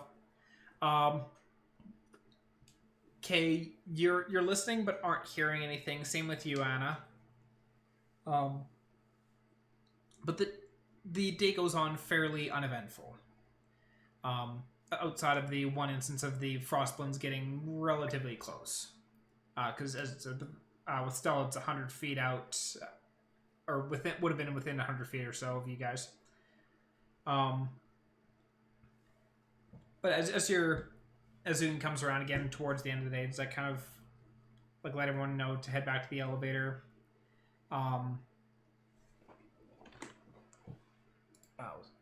Brahmi's like, thanks again for all your help. It's good not getting stabbed. No problem. Quick check before we leave. While I was standing there with Stella, that I did a portal check. Is there any portals within a mile of where we were underground? No. Okay. Being in Stellar-Vision all day kind of gives you a headache. Partway through the day, Stella just went to sleep. Yeah, Stella just went, fuck this, go to sleep. Yeah, just you spend a little while like, what am I looking at? It's like, and you realize you're just staring at a wall. So I was just like turned her head 180 and just kind of plunked down. Oh my god. Same. But then with because Brahmi and Tuck head off, like Tuck kind of nods and the two of them head off and meet up. Zuki and Sun's like, follow me. I'll show you where the bodies are currently frozen. Though, be very quiet. And you can actually see that Zuking has changed out of their like a bit heavier armor into more of like a padded armor. And so as Zugink is going to start leading us, I think I'm going to cast Pass Without Trace. Okay. For us to continue into the mines there, because I don't trust how stealthy we can all be. Not very. So I'm gonna This party just roll. not stealthy since when? So This no party's not- this party's not stealthy.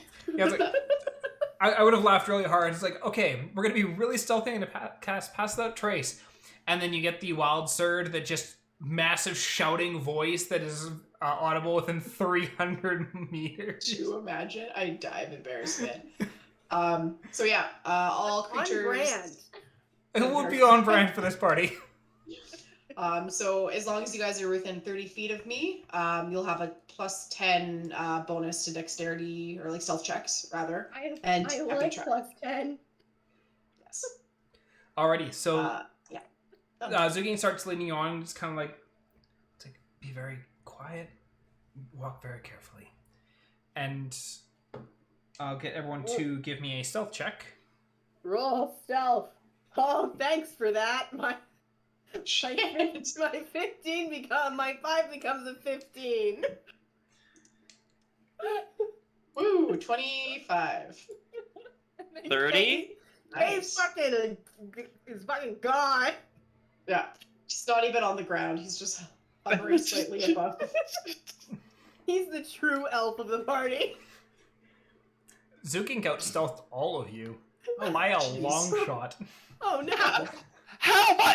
How much more could Zuki have outdone me, considering I had a modified 20 plus 10?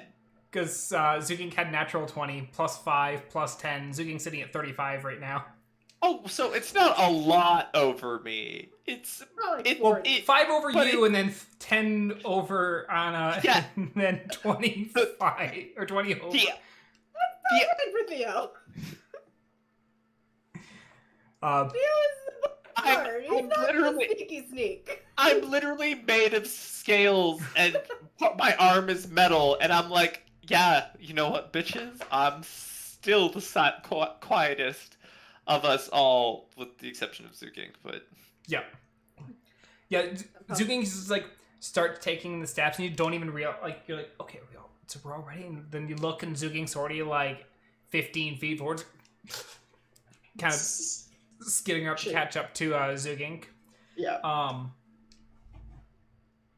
But Zugin leads you through the mines for about half an hour. So it's a little bit slower going just because the group is trying to be very stealthy.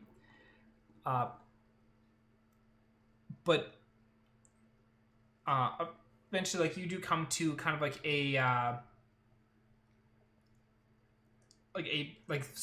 through a split. And Zugin kind of like goes and leads you down another path, which for another about 20-25 minutes you follow that along, and then you like leads up to a ledge, and like as Zugin's approaching the ledge, kind of like waves for everyone to like get down, and like all fours kind of like crawls forward to the edge of the ledge. And I'll get everyone to give me one more stealth check. Actually, and how long does Pass Without Trace last for? Do an hour. For an hour? Spiffy. So you're still in Pass Without Trace. Ooh. That's great, because now it's a 24. Ooh. Ooh. 18. 27. This is Kay being stealthy, by the way. Apparently. And then There was a freaking NASCAR that just drove by. Sorry about if anyone heard that. I didn't hear a damn thing. But so you all kind of sneak up to the edge of the ledge and kind of peer over just a little bit. And you can see the glow from a fire down below.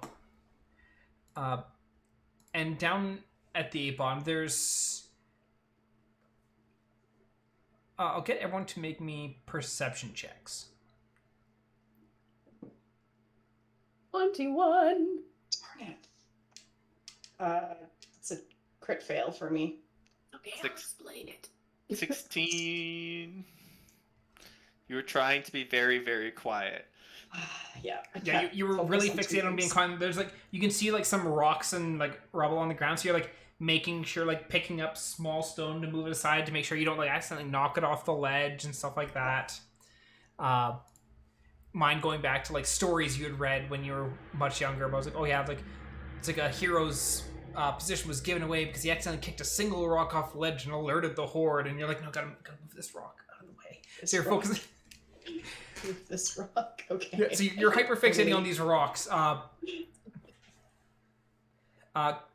Theo and Kay.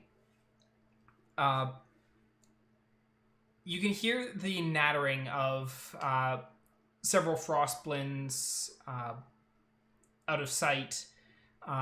You can also see around the lower ledge, like there is a wall of ice, like kind of curving in underneath the ridge. So you lose sight of it, or sight of where it all goes. But with the flickering of the firelight down below, you can see a humanoid figure kind of frozen in place within the ice.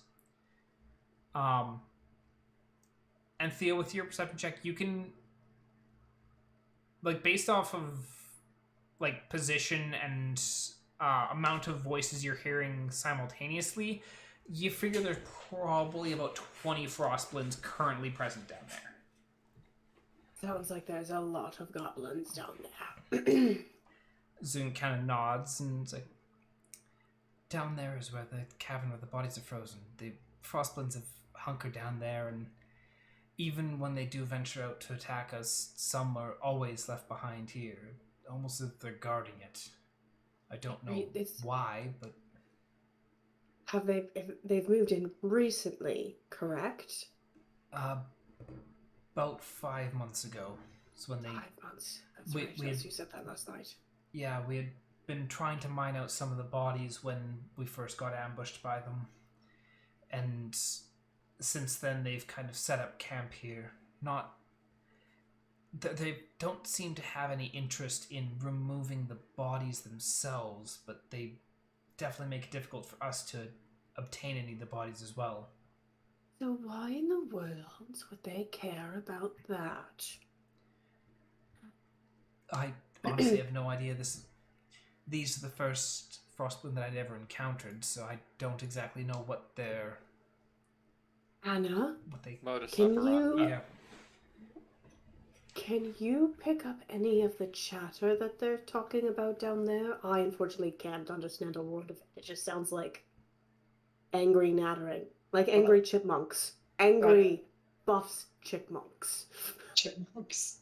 When you look, my arms are just full of little pebbles that I'm moving out of my way. I'm like, oh, yeah, okay. Down. You like very carefully like start setting these rocks down by the side. I didn't even realize there was goblins here. Good job, Theo. Can I hear anything now that I'm alerted to their presence? Roll me a perception check. Oh, okay. 16. 16. Much better. So the language that they're speaking is a like variation of goblinoid. So it's like you're a dialect. you're able to pick out words, though not like some of the things they say don't seem to make functional sense, or you're using words that you're not used to. It'd be like if you took let's just go with the usual. You take someone who learned like Canadian French and you send them to France, and they have them talk. It's just like, no, Have you seen Hot Fuzz? Nope. Yes. Oh, it's my favorite movie. It's the scene that the sea mine are supposed ours about us. A hedge is a hedge. You shouldn't be. As a hedge is a hedge. What's probably moaning about? It's junk. Actually, my mind just goes back to Robin Williams and going drinking with the Scotsman because you couldn't fucking understand him before. You couldn't fucking understand him, yeah. Are there any buzzwords that, like, things that they're saying repeatedly that I can pick up on, like words I do happen to recognize? Other things that they're talking about, there is comments of like there's a lot of comments of food. There is some comments of a hunt, and there are comments of the queen.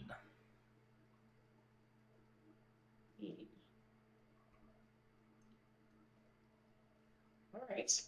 The queen.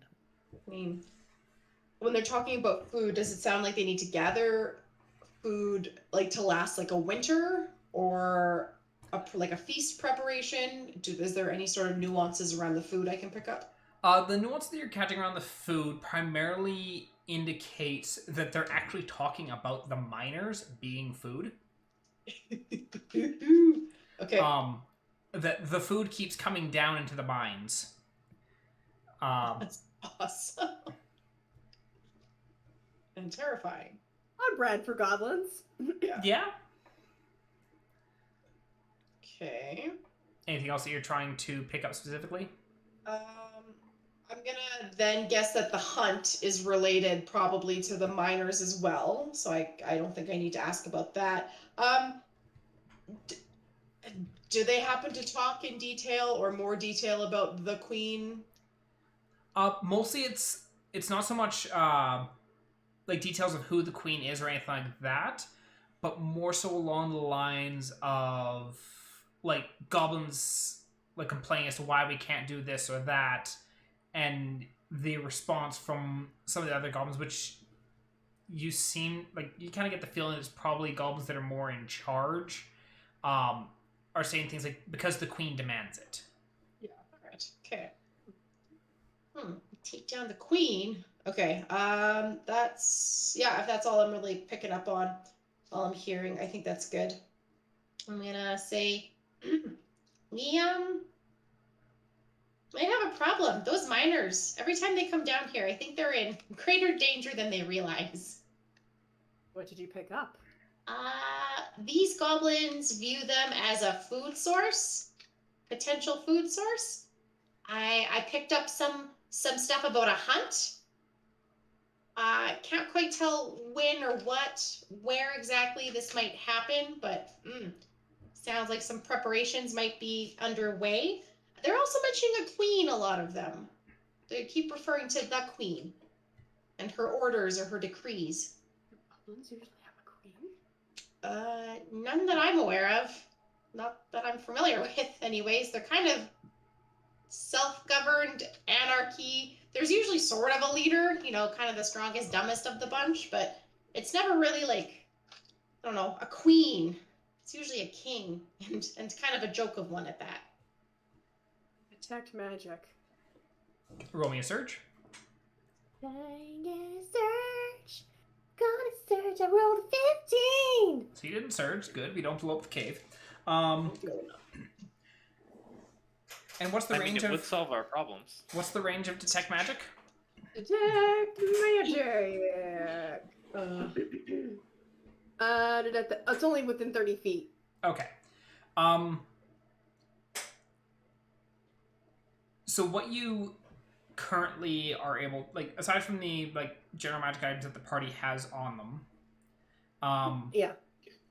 looking down over the ledge, you're not seeing, like, initially you're not seeing or catching anything with the detect magic. Roll me a perception check. 21. Nice. So as you are like looking around and focusing really hard, you do notice, like, down below you, where the wall of ice kind of like is coming out on the other side of this kind of like cavern where all these frost blooms are. Mm-hmm. You can see that the ice itself actually has a faint magical aura. Which would track since we were assuming it was caused by a wild magic surge. I'm just gonna reach out and go, there is a fucking frost dragon down here, is there? Because that would be...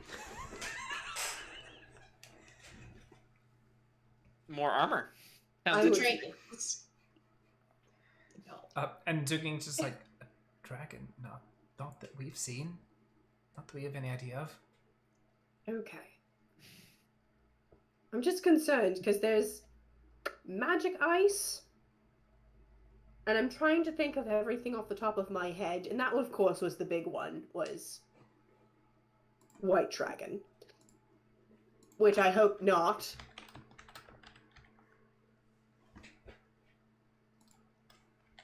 Don't make notes, DM. I'm actually checking something else because I'm trying to grab the information for that you'd also get from from find or detect magic. Yeah. For sus. Trust it.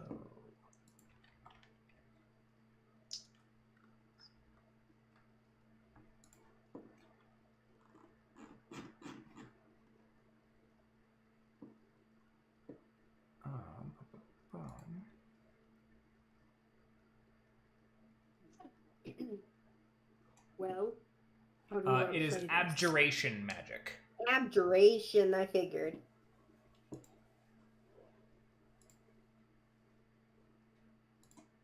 Well, how do we want to play this? We know that there's a queen. Do we find out what this queen is? Like to, but that's going to be tough. We don't even know if the queen is here or if they're following orders from someone outside of the mine. That's very true. I mean, There doesn't seem to be like an extravagant tent that says, "I'm the leader." No. Also, you can't see like you're seeing like That far. you're seeing a very small area outside of this like kind of cavern area where the ice wall is. So you're not able to see into there. But from what you're seeing, you're also not seeing any like fancy figure or tents or anything like that. Like even the Frostbloods themselves aren't in tents or anything. But they're just kind of you're seeing a few of them walking about, and they're like they're just moving about within the area itself. I think we need to try and get a hold of one Frostblend and question him. That's enough. We can do that. If we come back on another day, maybe we'll get lucky and there will be a smaller group than the one we saw today. No, not 7 or 8, but maybe 1 or 2, even 3. And that would be easier to subdue and question. Kate just had a thought, so I have a question for the DM. How far is it to get down there? It'd be from the where the ledge you're on now to the ground. You're looking at probably about 45 feet. Perfect. Kay is going to turn into a cloud. Oh. And he's going to go on a recon mission. First, you gain size. As you like reach to pull, like grab the neck or the amulet, like Zuni turns over his and like reaches out to grab it. As their hand goes out towards you, you turn to miss. It's just like Zuni's hand just like into the mist. It's like 11, by the way. You do not explode. Anna, before that happened,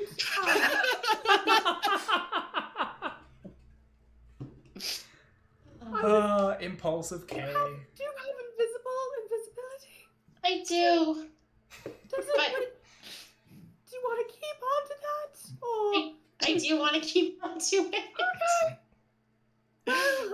I was gonna say I could maybe send Stella if you make her invisible, but not. I mean, it's only 45 feet to get down, which means I can get down there pretty quick, even if I'm a cloud. So I should be able to get, well, not even a cloud, I'm gas. I could literally be the air. You're not going to see me. So, Kay's gonna go on a little adventure and see what he can see. Alrighty. Oh, how long can you be gassed? An hour. An hour. Oh, okay. So this isn't the first time that Kay's gone roaming around That's as a cloud. True. Very true. Last time it was running away from big old elk skull. Well, Yep. we're all just gonna hold on to our butts up here.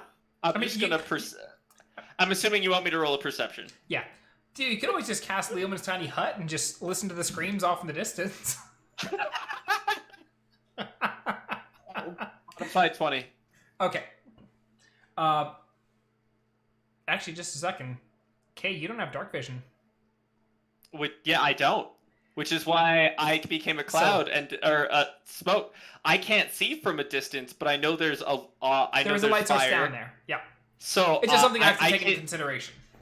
Yes, that's fair. Yeah, I for can't things that are see outside of anything that's outside of the firelight would not be visible to you. Well, wouldn't be easily visible to me because Yeah. I can still walk up to things and light travels surprisingly far away. And I Yeah. mean, I'm air. You're a cloud. There's probably other light sources other than this one fire. It just has to be a matter of finding it. Alrighty. So you, you turn to the cloud and you sink down slowly down. Let's just see if, what, a 10-foot move speed? I think it's 15. Nope, 10 feet. You're right. Okay. Yeah. So it takes you a little bit to A get few down to the minutes. bottom. Well, not even a few minutes, because it's 6 seconds per 10 feet, so... Oh, yeah, no, in that case. Half a minute, get to the bottom.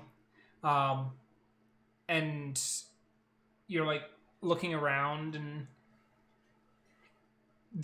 As you're moving through, the estimation of about 20 or so frostblends is pretty on point. Some of them are...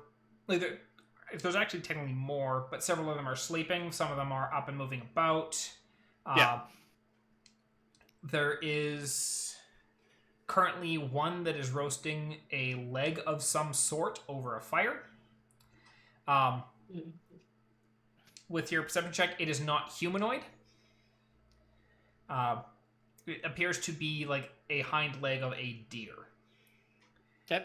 But there's 8 or 9 goblin or frostblends that are all huddled around waiting for this thing to cook, and one of them will reach out to try and grab at it, and a bigger one turns and swats them. No, wait till it's cooked. Oh. Mel can hear them squabbling. You just hear nattering at each other. Mm-hmm. As you're moving about, you're not seeing any big fancy tent. You're seeing probably about 8 to 10 bodies that you can see in the wall of ice. Okay. Though the ice does seem fairly thick and it's semi-cloudy, so you're not too sure how, if there's more bodies further in that you just can't reach or see. Is there anything specific you're looking for?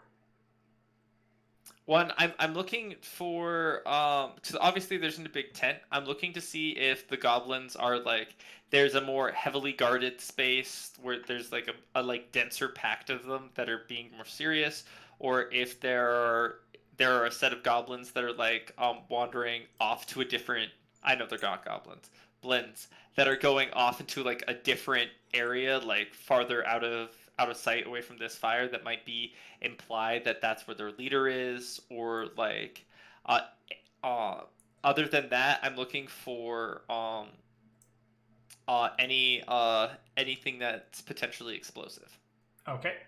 As far as explosives go, you're not finding anything. And even with the miners, they hadn't been using any kind of explosives, so you feel if the frostblends would have gotten a hold of anything, it would have been from the miners, but the miners haven't been using any, so. Nope, it's fair. It's just last time we were in a mine, I had the bonus of obtaining some very nice explosives, and Yes, I'd you love did. that kind of power again. So, yeah, you're not seeing any explosives. There are the frostblends are kind of clustered in groups. There doesn't seem to be any specific groups as we're here, we're more important, we're more serious than everybody else, kind of. Yeah, it vibes. You, from the looks of it, you get the feeling that most of these, outside of just rank via I'm stronger than you are, these are all roughly the same rank. Okay. And even the I'm stronger than you are is a straight up, like, I'm physically bigger than you are, and so you have to listen to me kind of mentality. Okay. Which also kind of checks to what Anna was mentioning earlier about it's mostly the bigger or the stupider ones that are in charge. Seems to be the case, yep. There are groups that come and go, but they're not... they don't seem to be, like, coming back and giving messages from the queen or anything like that. It is just coming and going on, like, scouting. Yep. Alright. Well, I can't use message stone in this state, can I? Correct. Perfect. Cool. So at this point, I'm going to float my way back up to my friends and give them a detailed account of all the information I obtained, being gas. Okay. Okay. Hi, friends. So he's just like, warn me before you do that. Please. Warn the rest of us before you do. It's fine. Was fine. Anyways, so Anna's numbers were accurate for the ones that were awake, but there's a lot of them sleeping. There doesn't seem to be any sense of order down there, though. Like, no important. So, like, the idea of there being a queen here doesn't really make sense. There's plenty of people, plenty of groups like patrolling coming in and out of the area. So potentially there's another encampment elsewhere that they might be going to, or those might be the groups hunting. Can't really confirm. But yeah, there. Zukin, correct me if I'm wrong. There's about 10 or so people trapped in the ice. We don't know how many there are. Cool. Well, I saw 10. The ice is kind of creepy, though. Like, it feels dirty. Like, if you added something to water before you froze it, and they're just trapped inside. There's something unnerving about it. I don't like it. And that's really case summary. Oh, and they're cooking the meat of a non-human. They're fighting over it. It's actually kind of funny. They must not have a lot of food, so they might glean or prioritize food over combat in certain scenarios. What did they have cooking over a fire? It looked like a hind leg, a quadruped. We're in a mine. What kind of quadruped? Kay's gonna be like, honestly, I couldn't tell. It was kind of Harry and beyond It was Like- beyond recognition at this point. Like an animal? Like a...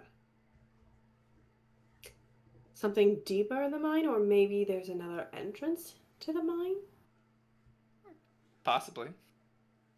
Because that would imply that they need to leave this area to hunt. If it is something... Kay's know, gonna that doesn't live in an ice mine. Kay's going to sarcastically state that pretty sure it wasn't a crew thick leg. I had one of those on me for a really long time, and I'm pretty sure I would have recognized that. Sugink, are there other entrances to the mine than the one we've taken? Maybe ones that have been deemed too, like, unsafe, but still exist? There are other ways into the mine. There's the mine themselves. We've widened the halls we've gone through, but we weren't the original tunnelers for them. So we're sure there's other ways to get into the mine, though we haven't found them ourselves. So we can't stake them out. Mm-hmm. We have to find them. Never mind. Yeah, but it's possible that if we were to follow tunnels to an end that we may find exits, but if they're leading outside into the mountains, we have no idea which tunnels would or wouldn't lead to any exits. Well then, shall we retreat, think about what we've learned, and then try and come up with a plan of attack? Yeah, it seems like a good idea. Safer to talk outside of the mines. Alright then, let's maybe try and sneak away. Alrighty. I'll get everyone to give me another stealth check as the party is trying to leave. Has an hour gone by? Yes. Since we've okay. Then Since I'm you just first gonna cast, since you first cast Pass Without Trace, definitely an hour's gone by. Cool. We're gonna do it one more time. No surge. Woohoo! Alrighty, so everyone give me stealth checks. Yeah, 22. Well, Bad. I had a 15. But you know, Mel sitting there with 30. I feel like Mel and I flip roles here. Like As we you all do. we just kind of rotated. Like I had the low roll, Theo had the middle roll, now Mel had the high roll. Boop. Yeah. I'm glad your 5 is a 15. Yes. I'm also glad your 5 is 15. And so you do manage to sneak out. You don't hear any signs of pursuit. And it once again takes you the better part of an hour to get back to the elevator. Because it takes about 50 to 55 minutes to get to the elevator, from the elevator to that area. And you're able to doing kind of pulls on the lever that's down at the bottom, and you can see the elevator starting to descend. I'll get everyone to roll me a perception check. Perception. Remember, we can't be tracked. 22. Not bad. 11. Yeesh. I also got a 22 for the record. Awesome. So as the elevator is coming down, it's been stopped partway up the shaft. But it comes the rest of the way down. You're able to hop onto it, and as the lever is being pulled and it starts hoisting back up, both Theo and Kay, you can hear the sound of chattering frostblins running towards the elevator area. Oh shit. And you see them just, or Theo, you see them just on the edge of your dark vision as the elevator creeps up past the wall and is descending the tunnel. Oh shit. So the frostblins know where the entrance is. And as you reach the top of the elevator shaft, which is once again about a 10-15 minute trip, Zugink is a little bit concerned at the fact that the frostblins have tracked all the way back. This is the first sign that they'd had of the frostblins getting that far. Mm-hmm. And with that, we are going to take a break. Man. Of course we are. Of course we are. So we'll be back in 10-ish minutes. And yeah, we will be back.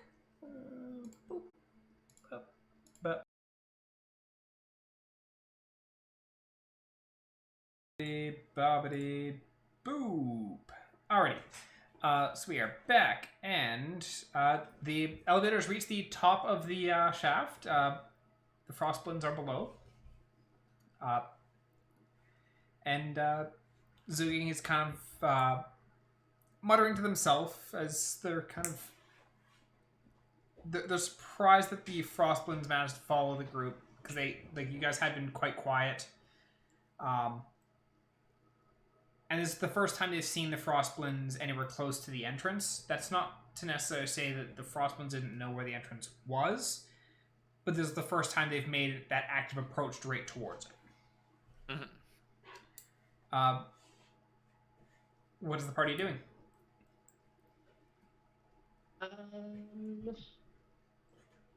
Well, I think if Zugink, do you want us to continue staying with you, or is it prudent that we find maybe an inn for us to stay in so we don't impose? It might be best to find an inn. There is one in town, and I can get you lodging there as you're assisting with the guarding of the miners, but it might be better. So that way, Draenor and I can still have our space. In that case, why don't we go to the inn, get lodging established, and maybe have a drink and some food and discuss? Sounds like a good plan. So Zune will lead you over to it's a set of these like small, like quick setup and tear down type of structures, but they're able to chat with the person there and get you guys lodging. A couple of rooms, and then takes you over to the tavern, which is one of the only permanent, or what appears to be more permanent structures here.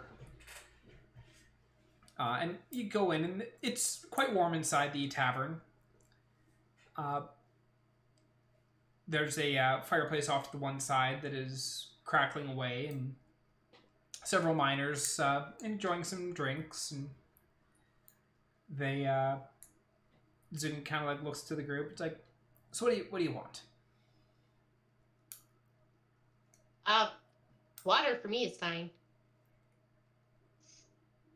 Looks over to Kay. Me? Looks over at Zukink. Whatever you normally have, that'll be fine. You're not clamoring to drink beer? It's not the first time. No, I'll drink it. It's fine.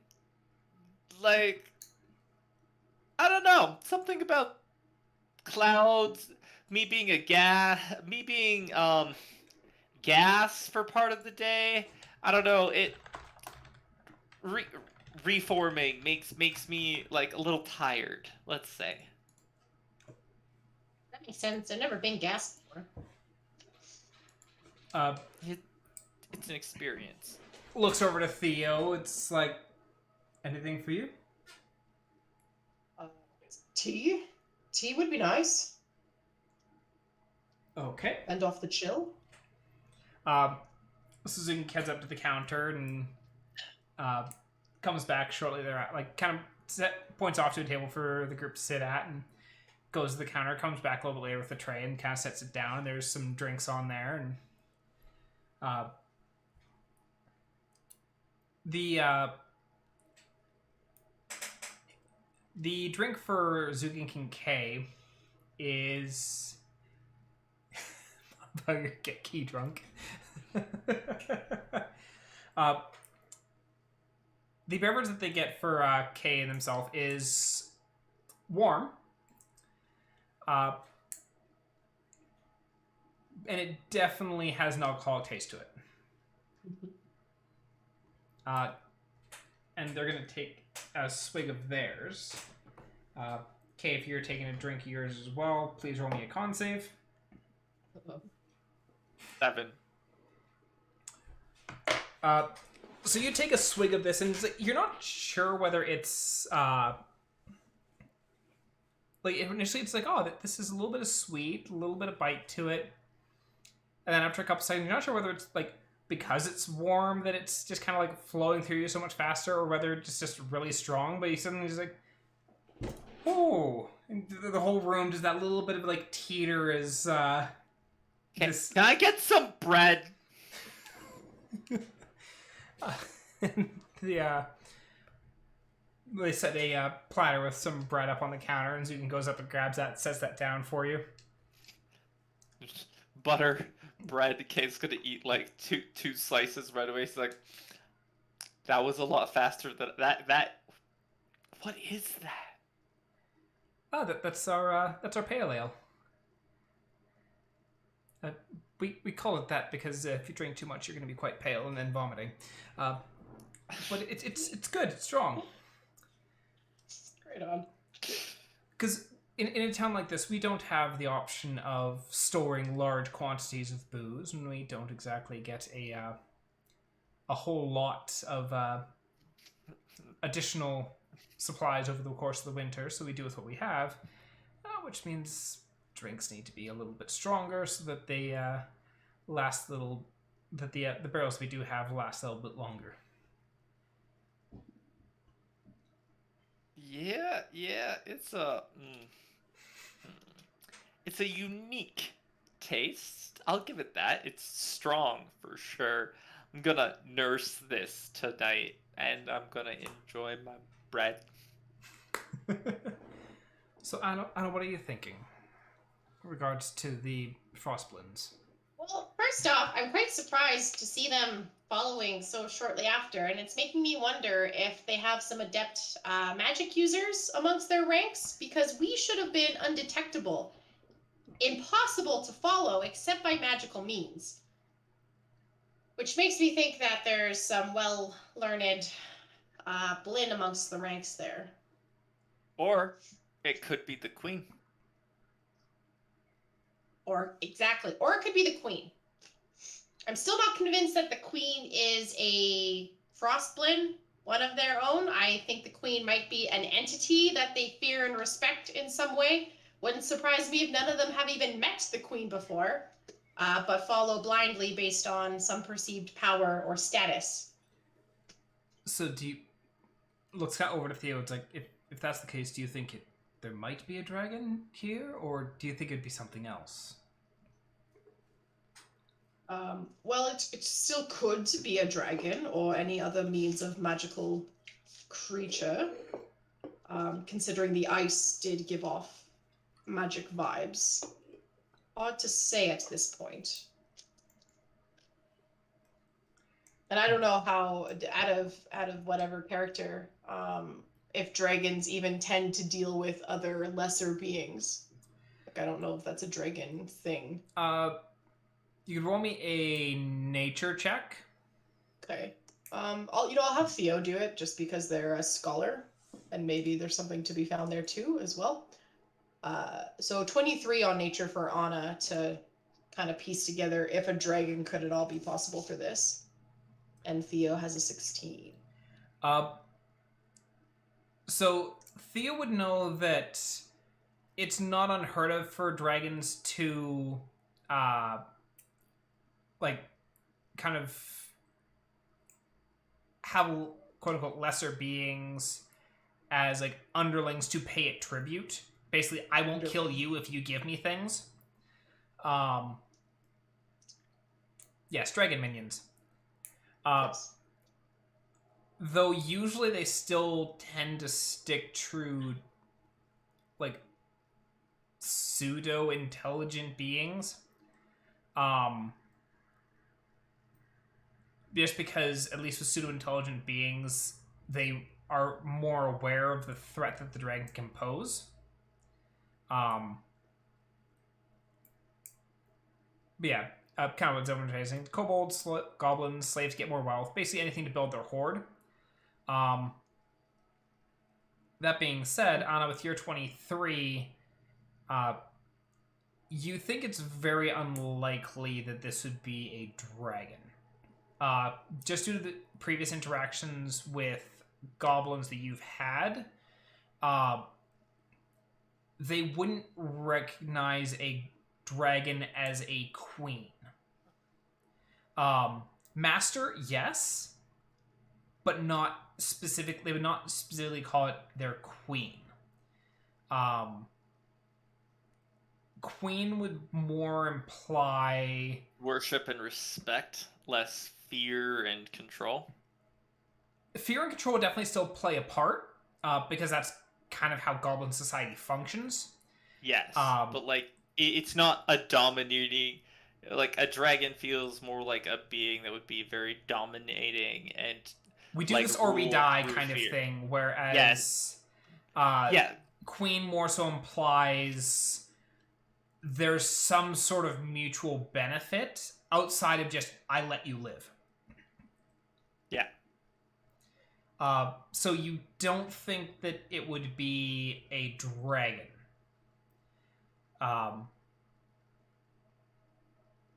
That being said, also, even the goblins referring to anything as a queen itself is still odd.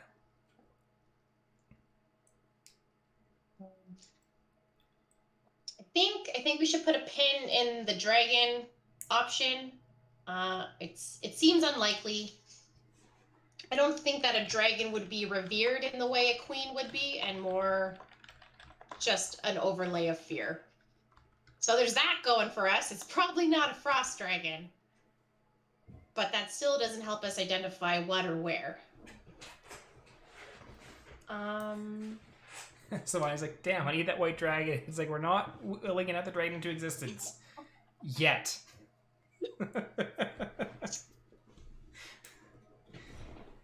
And while you're chatting with Zugink, you suddenly hear a message in the message stone of got message, sent letter, don't know who Oz is. Also, Dragonhead show up. It is currently in box. Love Cran so much. Well, Cran's on the phone, so you two probably want to deal with that immediately. Did we decide where we're mounting it? Above the bar? I believe the intention was for it to go either above the bar or above the entrance outside. Did we get it prepped to be able to withstand the elements? I believe so, just in case. Right. You guys were undetermined whether or not you wanted outside or above the bar, so I think you opted for the weatherproof it a bit, just in case. Yeah. Okay. Install it outside for now, and if we think it's tacky, inside later? Sure. Okay. Bloop, bloop. Hi, Cran. Thanks so much for the hard work. Can you mount it outside the door? Next to the sign. Next to sign. And where is my...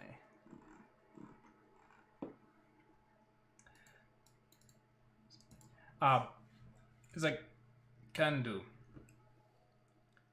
Oh. It is weird talking to Rock. Silver Dragon lady stopped by. After packaging, like dragon head and bones arrive. Silver lady says to, and it just cuts out. This was too many words. Sorry, is that Inra? Silver Dragon Lady? No, Inra's human. Yeah, okay, which didn't make sense.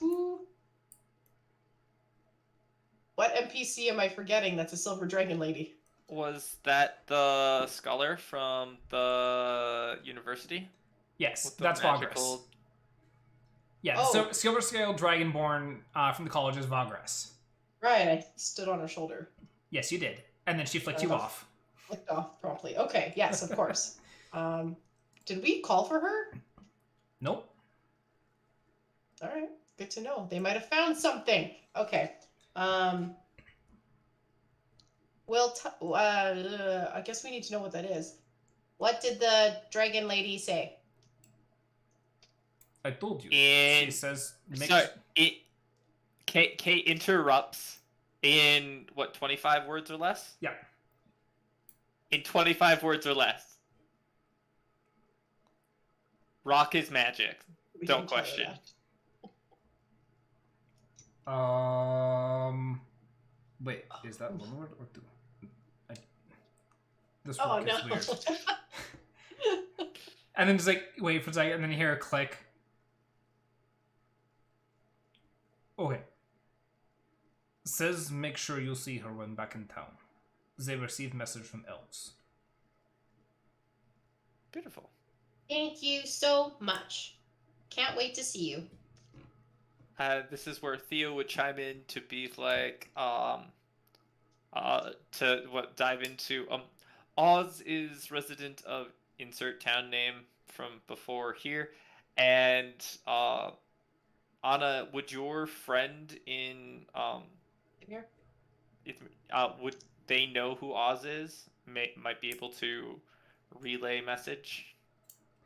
Probably not, but they'd be able, like, if you're mailing something to Farenthal, then they'd be able to just have that, like, mail it to Oz and Farenthal, and like it get delivered to Ferenthal, and they kind of distribute from there. Cool.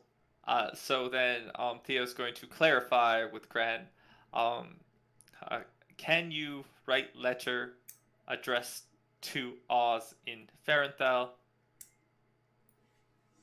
Stop. Click. Followed by please contact Theioryn, mage, in need of your assistance. Use message. Click. Didn't we already send a message? Yeah, We said, but it was already sent. And I was the one that was sitting on the message stone for Cran. yes, Cran's response was, "I don't know who Oz is." Oh, But yeah, she sent it. yeah. She sent a Or did she message, send but it? I don't know who Oz is. So she sent a message to Ferenthal for Oz, but like I have no idea who this Oz is. Okay, sorry, I misinterpreted that statement. Then Ah, okay. forget everything I just said. It's fine. It's fine. Okay, or you say forget everything, but Cran's just like, okay, I already sent the message. It's fine. Tavern is okay though. Slow. But Dawkins I help come after shift. Hung sign outside so people know we are open. And so capable. Um, Yeah. Call us with any more concerns. We'll be here a while, fighting potentially frostblins. and you just hear like some like cursing in the back, like quiet cursing. It's like nasty little buggers. Click. You know what a frostblin is? Click. Yes, bigger blue goblin. Pain in ass. Any advice for how to deal with them? Murder What's his quickly. Damn it. Yeah, that tracks with Cran. That's Cran advice. It really is. Murder quickly.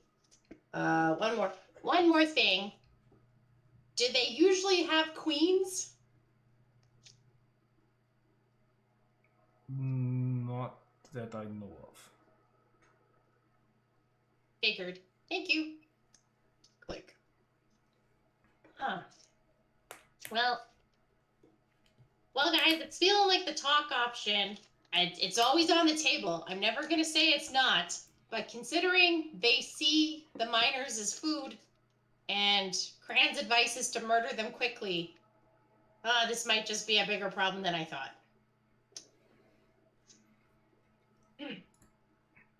But I still have blue makeup. You do still have blue makeup. And subterfuge might just get us some answers. You're gonna have to stuff your shirt so you look more buff. I thought that exact same thing. I'm now suddenly picturing like those like Halloween like Hulk costumes where it's just like stuff like all these like paper towels into like the green like nylon that you got on your arms. The drawn six-pack. Except you don't know how anatomy works, so there's actually like 9 or 10 of them there. I'd buy that for $1. So, Zugink, you've never seen any signs, or anyone's never seen any signs of them being or using magic, correct? They do have ice affinity. There have definitely been cases of them using ice-related attacks. Okay, damn. That's probably how they tracked us then, because we should have been untrackable. Hate it when a plan doesn't come together. So I think it's prudent to say mining operations should probably shut down for the next few days, considering that felt like not an ambush, but that was scary back there. It definitely is concerning. It seemed like they were like, let's get them, boys, before, our time runs out or something. So I don't think sending people to go work tomorrow morning is the best call. How do you think the miners would feel about that? Probably frustrated. We're behind schedule as it is with all the additional acting up that old Bernie's been doing. All right, then considering what you saw and what you know of the mining operations, how do you feel that should proceed? Honestly, the Frostblins would have been good to exterminate a long time ago, but it's proven difficult. Even after slaughtering numerous of them, there's always more. Collapsing the mountains, not a good reason or course of action for a lot of reasons. Well, yeah, we still have to get the people out. Also, that would Exactly. kind of ruin the whole mining operation, and this town would just die. Exactly. Maybe we need to try and find this queen. Maybe that's the best option. I still kind of want to try and take one or two of them, get them separated, and question them. It could be possible, lure a couple into a trap, though I'm not sure how easy they'd fall into a trap. They tend to hunt in ambush, so you get one or two that are off on their own, but there's usually several more nearby waiting to spring. Well, I can be very hard to spot on a good day. So what if the mining resumes, but with greater cautionary measures put in place?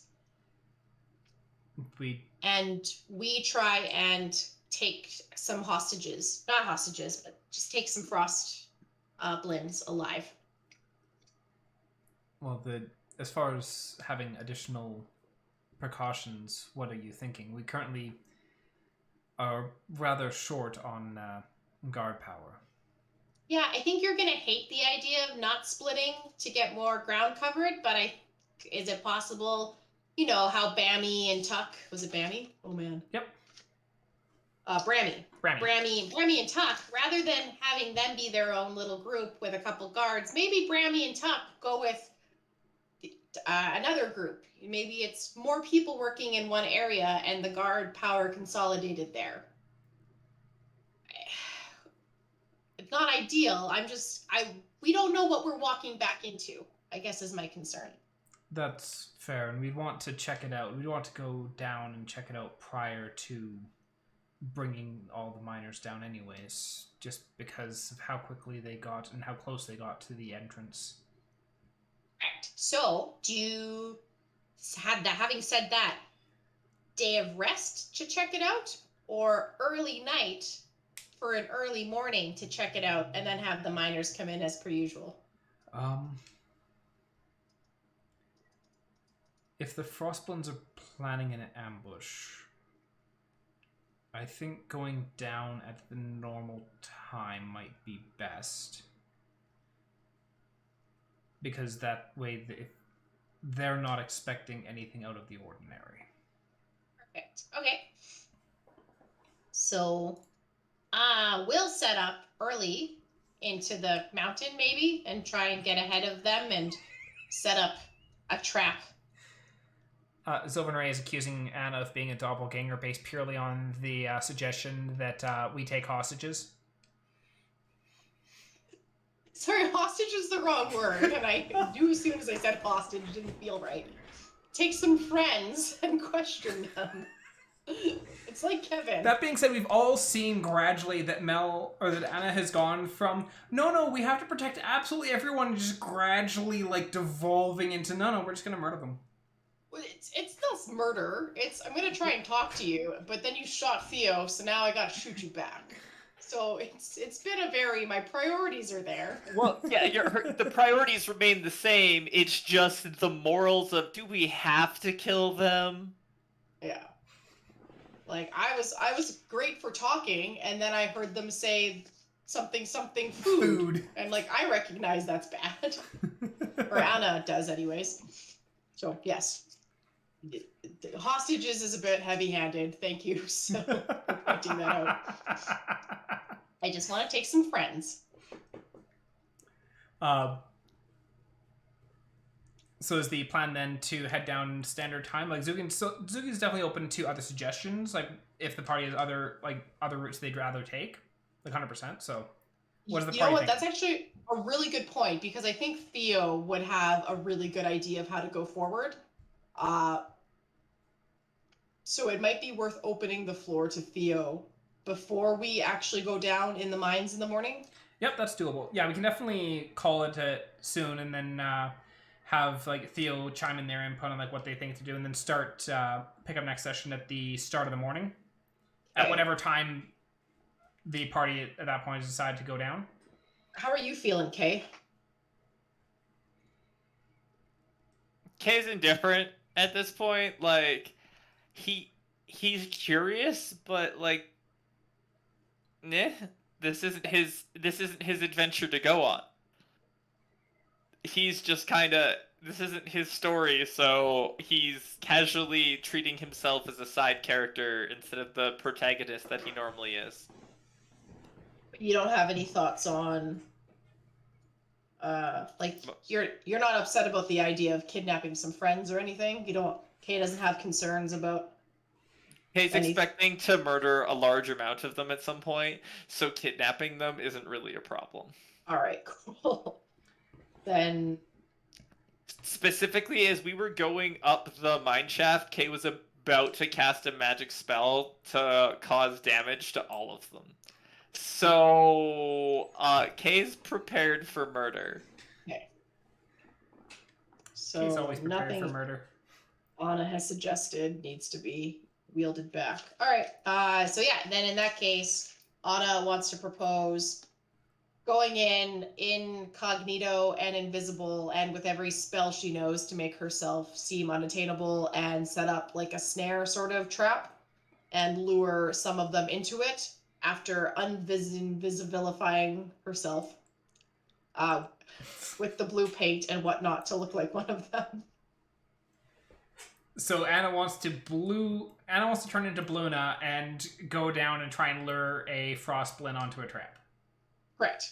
Or Okay. several. Up to 3 is fine because backup will be there. I want to try and get no more than 3 coming at me. Anna's willing to go the sexy route too and like lift a bit of leg to see if that can she doesn't really know what they're working with. So that's the plan for Anna, is to try, before we launch an attack of any sort, try to lure some in to get some questions answered. Okay.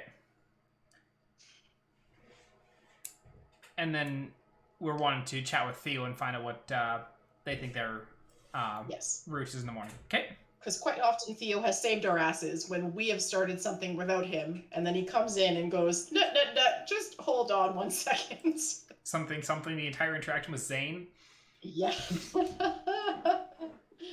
Don't lie to me. Continues to lie. And obviously... with that time when it was you were interacting with Zane, they rolled a nat 20 on their insight check on you. Oh. That was why they're like, okay. "Don't lie to me," and then you kept lying. It's just like, oh.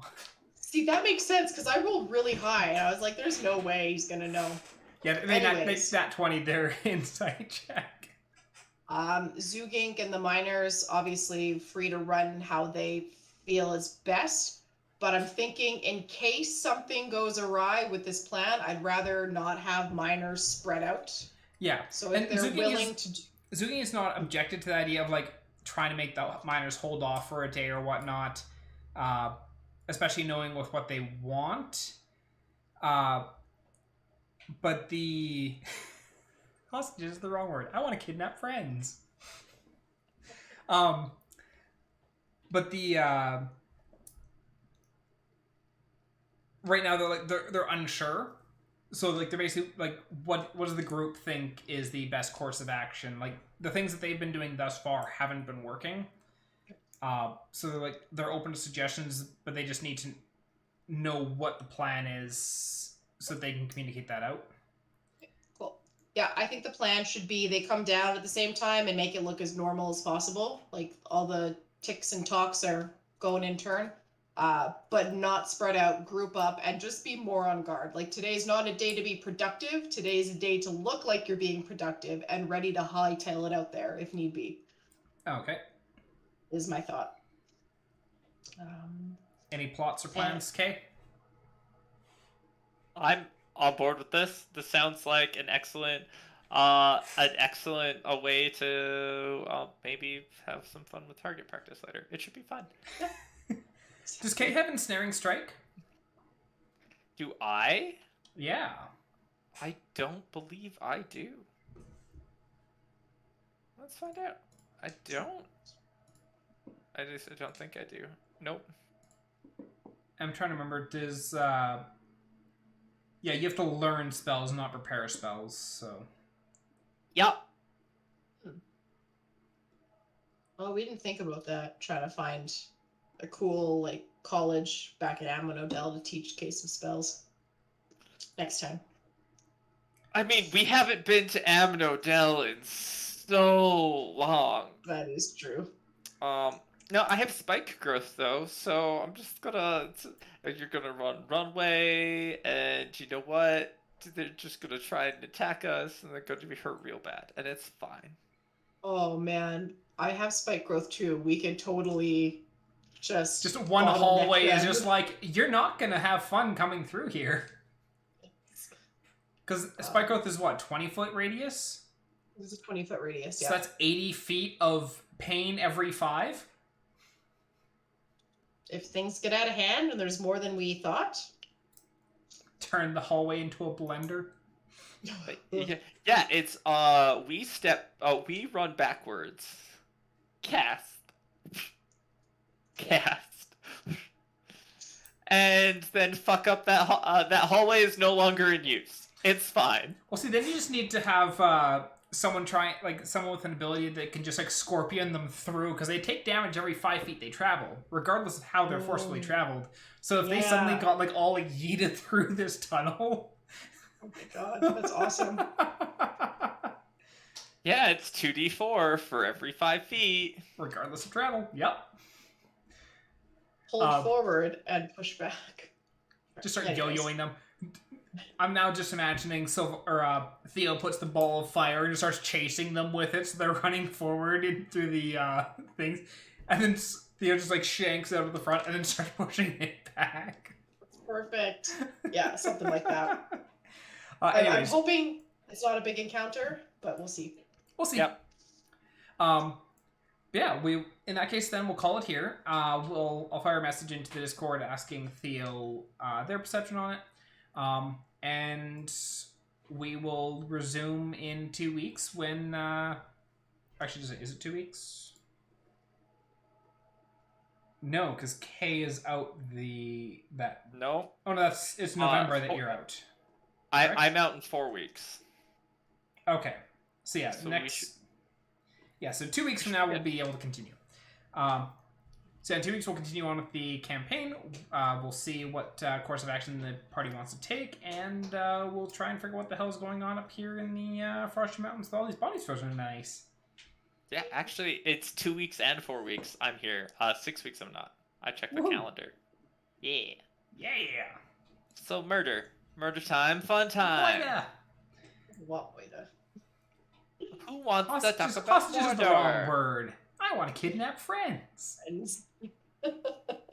Is that better? I'm not entirely sure. Friends are just hostages you haven't had a chance to talk with yet. It's fine. Alrighty, we'll be back in a couple of weeks. Thank you all for tuning in, and have yourselves a great night. Ciao. Bye.